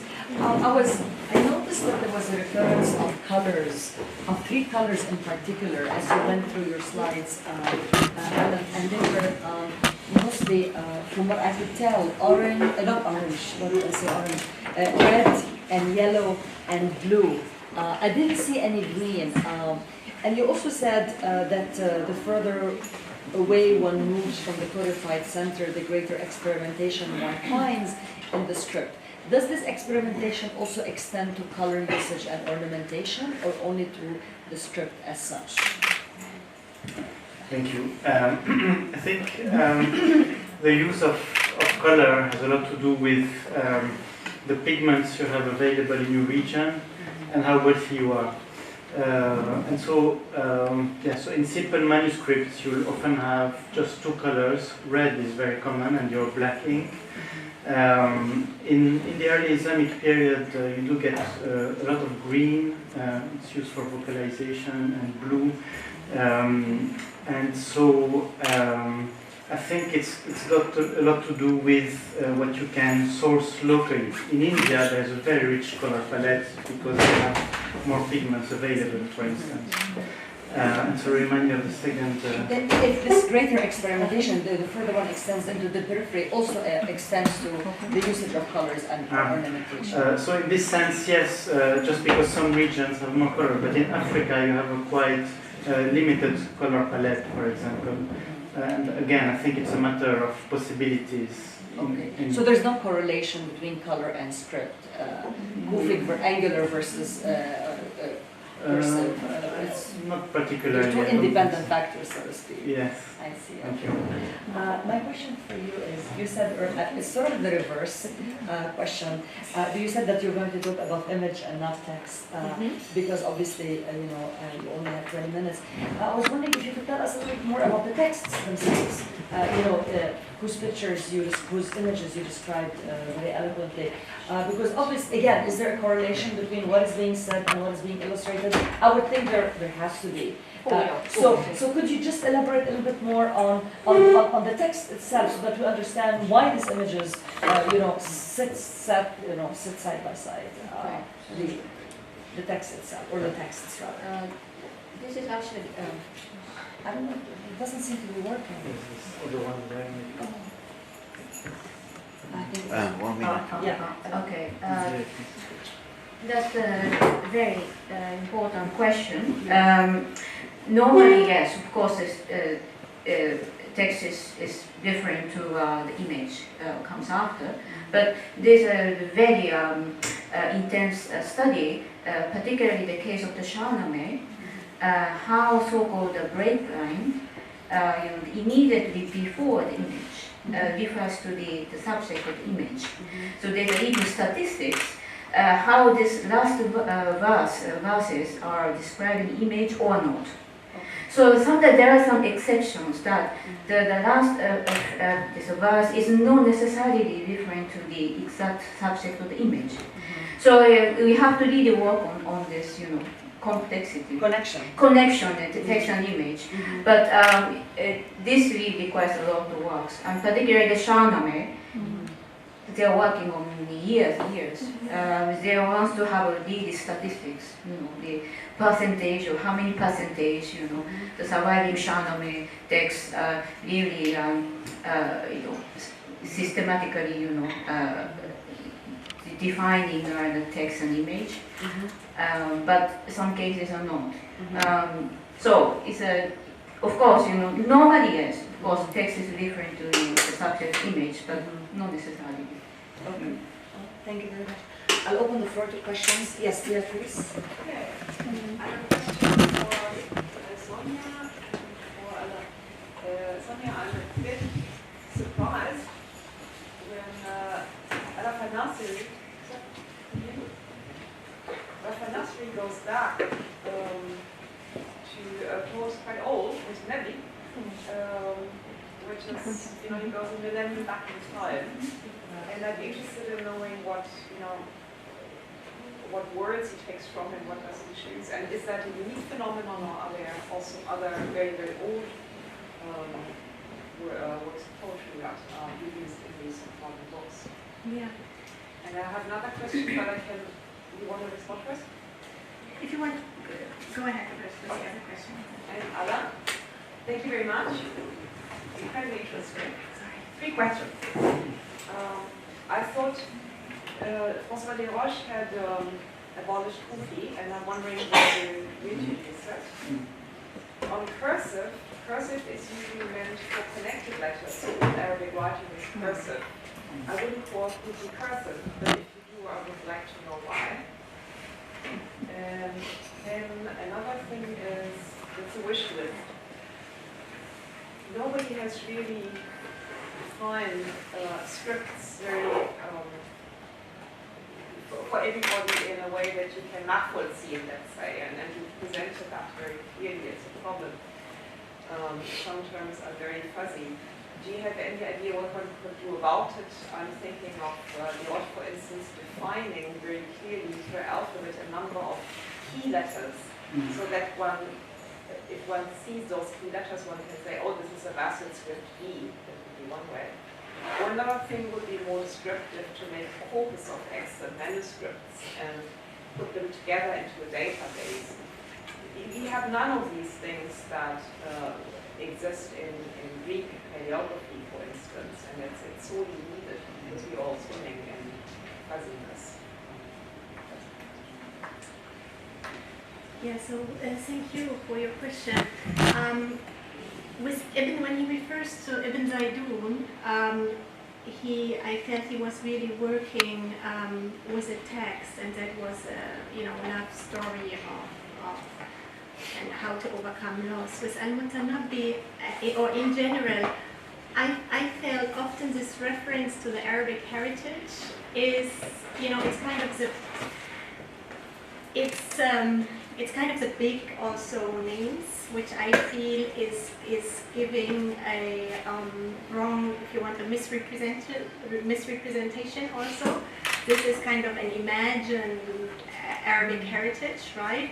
Where we have the great examples only, right? So the Maqamat is, we have Al-Wasiti's illustrations, but it's not so much, I think, really in the book I showed you a focus on a particular text, but rather a quote to this heritage as such, and kind of the big examples from that heritage only, right? Because we know there's so much more also out there. And then certainly the interest here, what he says about the Arabic letter, right? Integrating that as an abstract element in his artwork. So he's quoting Mutanabbi without text. There is text. I have yet to look closer actually at the text, but there is text, but the text is it's fragmentary. It's fragmentary. So, and I need to look closer at the fragments. So my turn. Yes, why do I use Kufic? It's for a very simple reason. It's that Desroches proposes to use Abbasid, and a lot of the Abbasid scripts are Umayyad. And so we have three styles which we clearly know existed in the Umayyad period, but two of them clearly continue into the Abbasid period as well. So I just use the accepted term for that reason, and because it's been used since at least the 13th century, so it's just for convenience, because I don't find the new label works better. Desroches claims that there is no pre-modern use of it, that it was an Orientalist invention, but you say that is not true. No, it is. I mean, the earliest I found was, I forget his name now, Khat Ahl al-Kufiyin. It's a 13th century source. Yeah, I mean, I Thank you, remember. that is very helpful to know. So cursive, yes, again, terms in that sense. I mean, Sheila Blair uses round scripts. Obviously I don't use cursive for Kufic, but I use cursive for scripts that have accentuated cursive tendencies. And I'm not a very strong proponent of that term. So if we can find a better one for these scripts in particular in the documents and then in the 10th to 12th centuries, I will use it. I mean, I don't find that round scripts, again, works much better because they're not all that round. And yes, I think Desroches' method is excellent actually, and I use it whenever I can. But you can only use it in cases where you have a series of manuscripts with very closely defined features. And you can't apply it to just one, or you could just. One thing is that people don't look at scripts actually when they do manuscript catalogs. Very often people look at the illumination and just forget the script. But so you can apply it as such to some periods and not to others. But I think we should use this kind of approach more. I agree. Just to continue, a database of Quranic manuscripts is in the making in Berlin, the Corpus Coranicum project. So this task has already been started to be undertaken.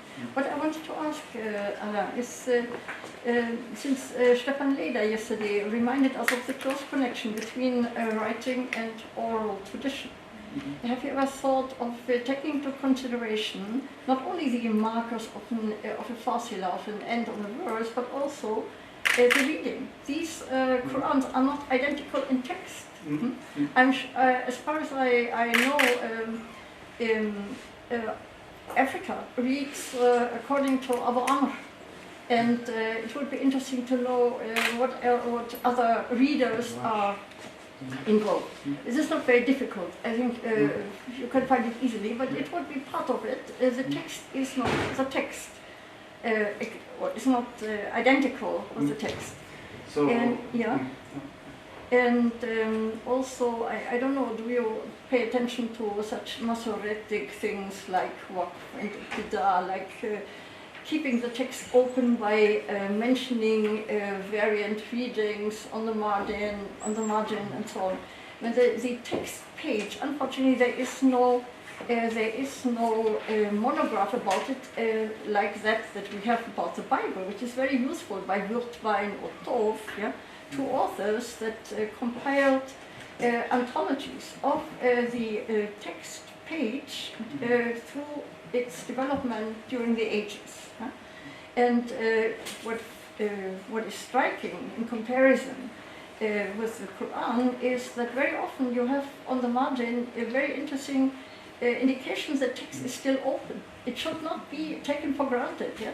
There are other possibilities to read, and of course to identify the reader would be a desire of mine. Thank you. Thank you. Yes, I fully agree with you, and of course Corpus Coranicum is part of the answer to that, and so a bit of shameless advertising then. So yes, I have done some articles about focalization in early Qurans, where I look at this and try to identify some of the readings. And in the Kuwait catalog, which is about 120 manuscripts, I'm trying to identify in each manuscript the reading as well. So I think I fully agree that it's a text, and we should look at it as a text as well. With the help of someone in Kuwait, I'm trying to do that. Great, thank you. Yes.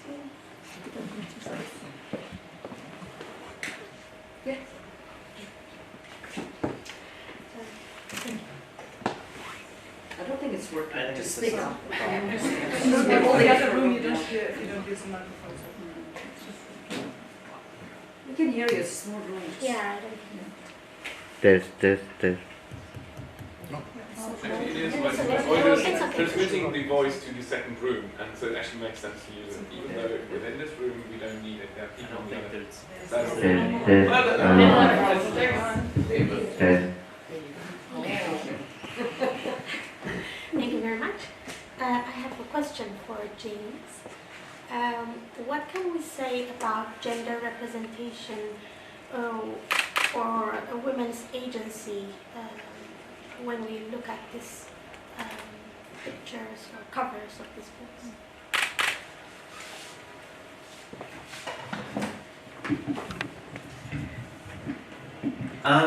Well, we can say that early on in the series, it's quite common knowledge that women were poorly represented.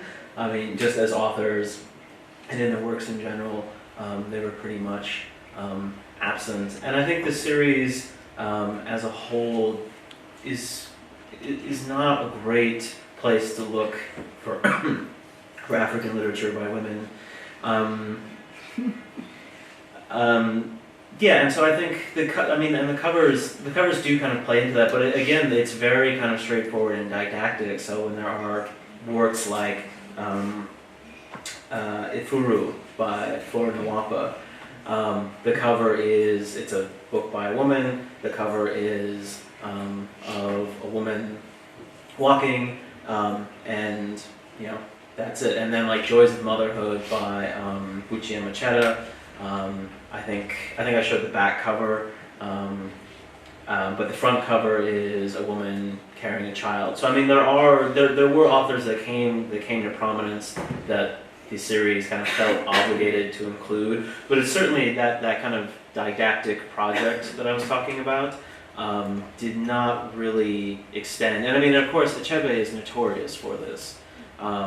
And he's never had, in his, 7 novels, he never had one major female character. In his last novel, Anthill Savannas, there were sort of, but not really. And so this seemed, I think this has been an issue for the series and for Achebe himself. Yes, Yeah. in the back, yeah. I'll just Open the mic. Try again. Thank you. Thank you all for a really interesting panel. It's an hour. Open. There we go. Can you hear me now? Yeah. Thank you all for this really wonderful panel. I have 2 questions, one for Sonia and one for Yuka. Yuka, I'm familiar with, I believe it's in the Edinburgh Jama Heroic, the painting of the birth of the Prophet Muhammad. That's often been compared to Armenian depictions of the birth of Jesus. And so I'm familiar with that relationship of artists using a different sort of iconography representing a scene for the first time. How do they represent it?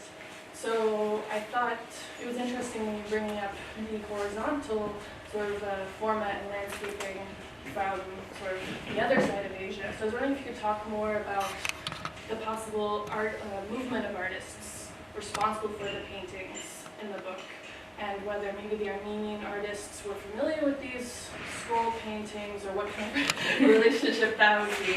Because it was very interesting to hear you talk more about these things in depth. And then my question for Sonia, I thought my ears perked up when you said that these works shouldn't be called modern Islamic art. Because I think it's very interesting the way in which these artists are engaging with the past, and especially famous works of Islamic art, especially from Abbasid Baghdad, before the Mongol sack of Baghdad and the sacking of the Great Library of Baghdad, which is depicted in the Maqamat, which Rafa Nasiri copies and remediates into its contemporary book arts. So I think for both Rafa Nasiri and Hana Malala, despite, especially with Hana Malala's destroyed productive pages, despite that fragmentary, very temporal state, the past is still being preserved in the present in a new way.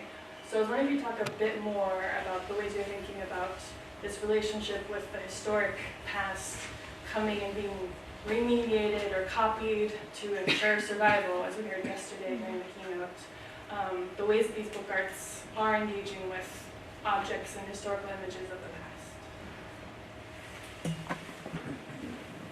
Okay, my answer is quite short.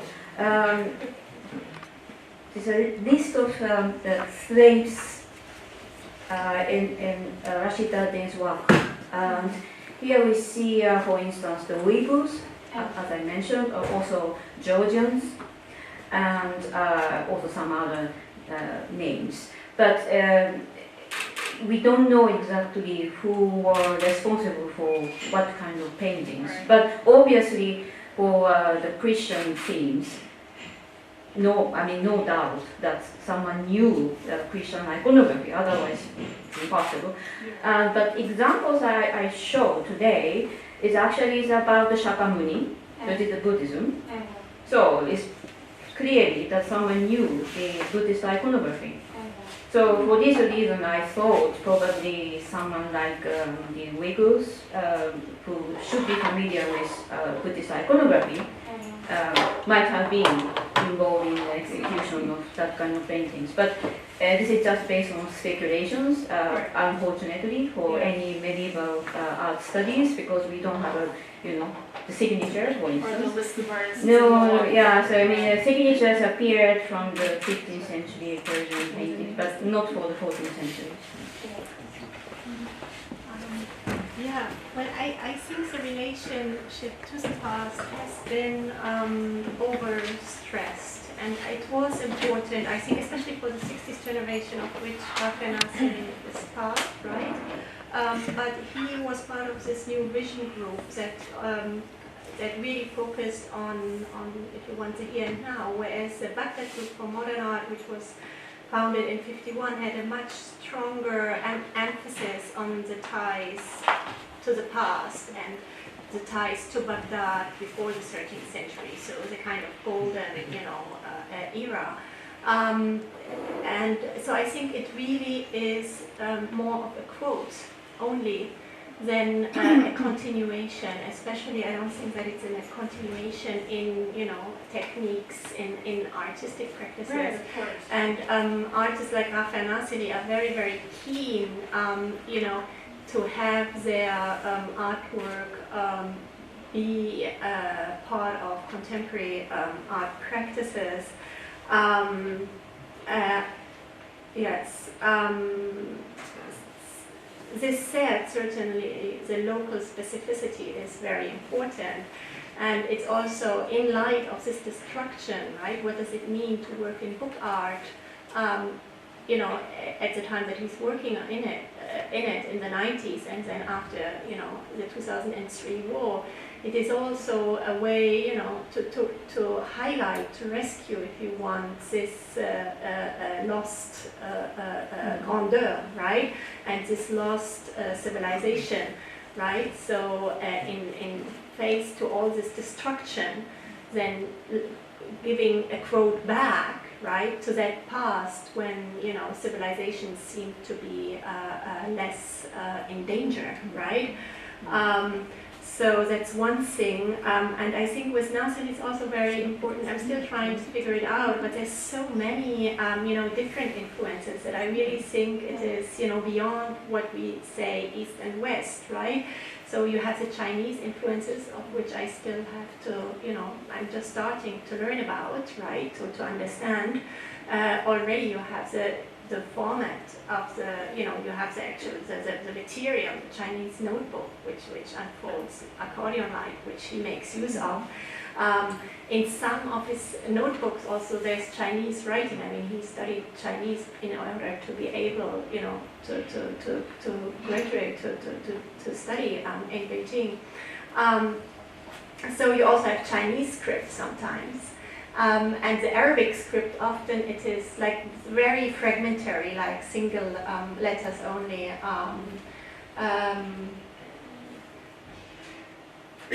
Yeah, so I think we have to be careful to not overemphasize this link to the past. It's certainly kind of in opposition to the present destruction, right?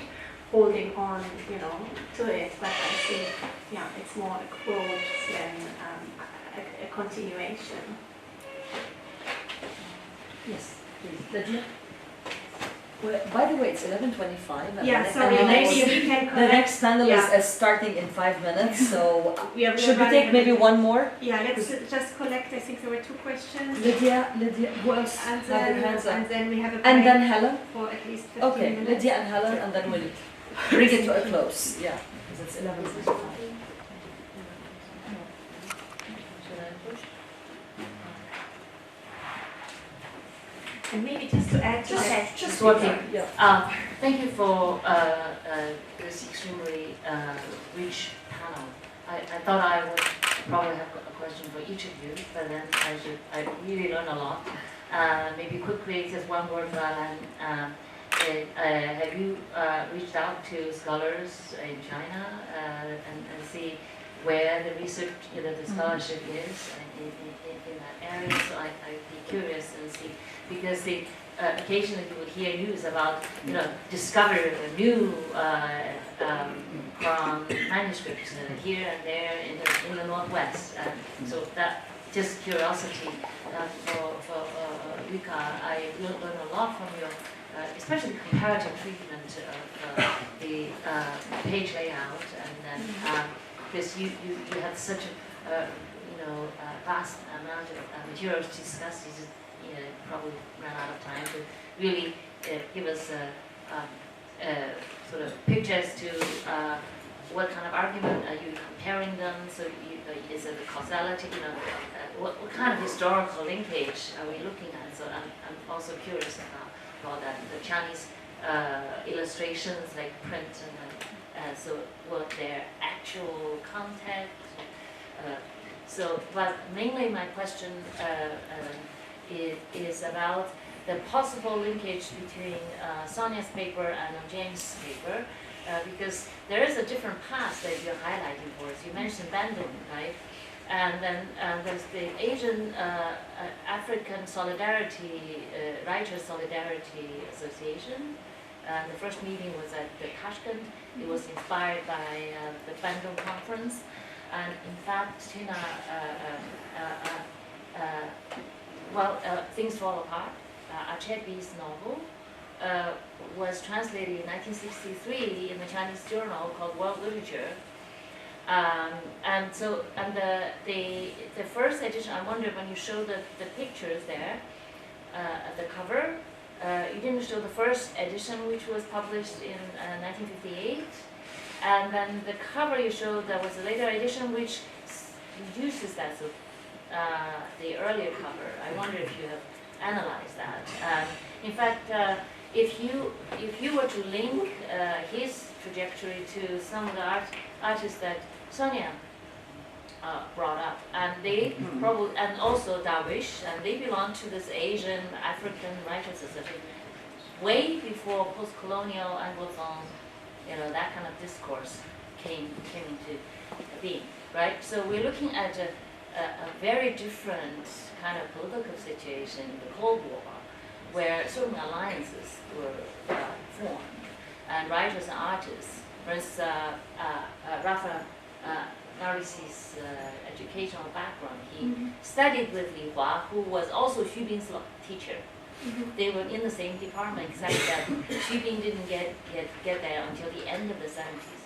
So Nasri didn't meet Xu Bing, the younger generation. And so they came from this socialist aesthetic, the same aesthetic, right? Came from the same, so there are connections there, extremely interesting connections. And African Asian students were sent to Beijing to study there. So we're looking at this Cold War, this other like African Asian legacy, extremely rich legacy that has been more or less forgotten, and how they translated each other's works, right? And it was not part of this like post-Cold War English department's post-colonial literature. So I have my problems with Anglophone, Francophone literature, because this is clearly a more recent invention. Before that, it was Afro-Asian Writers Association. And they had a journal called The Lotus. And they had the prizes. A lot of these Darwish, all of these, they won prizes first from there before they were recognized by the West.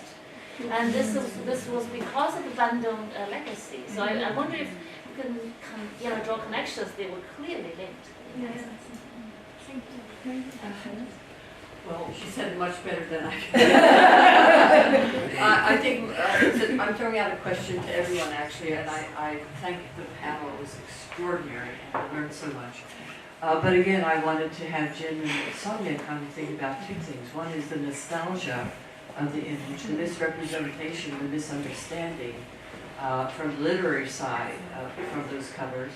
And for Sonia, the fragility and the destruction of the book in relation to the destruction of civilization. I mean, you raise huge questions in regards to what Lydia's just told us about these connections between societies and between continents. It is so significant, and it goes far beyond our comprehension, just looking at the objects themselves. So the book as the object, which has been your subject, Sonia, is, I think, so primarily important, especially to those in the Euro-Western side of the world, including myself, who are just starting to begin to understand what it means to have suffering in Iraq. That's a bigger question. Again, thanks, for attending this great panel. Thanks to all the speakers and to the audience. I hope you enjoy the rest of the conference.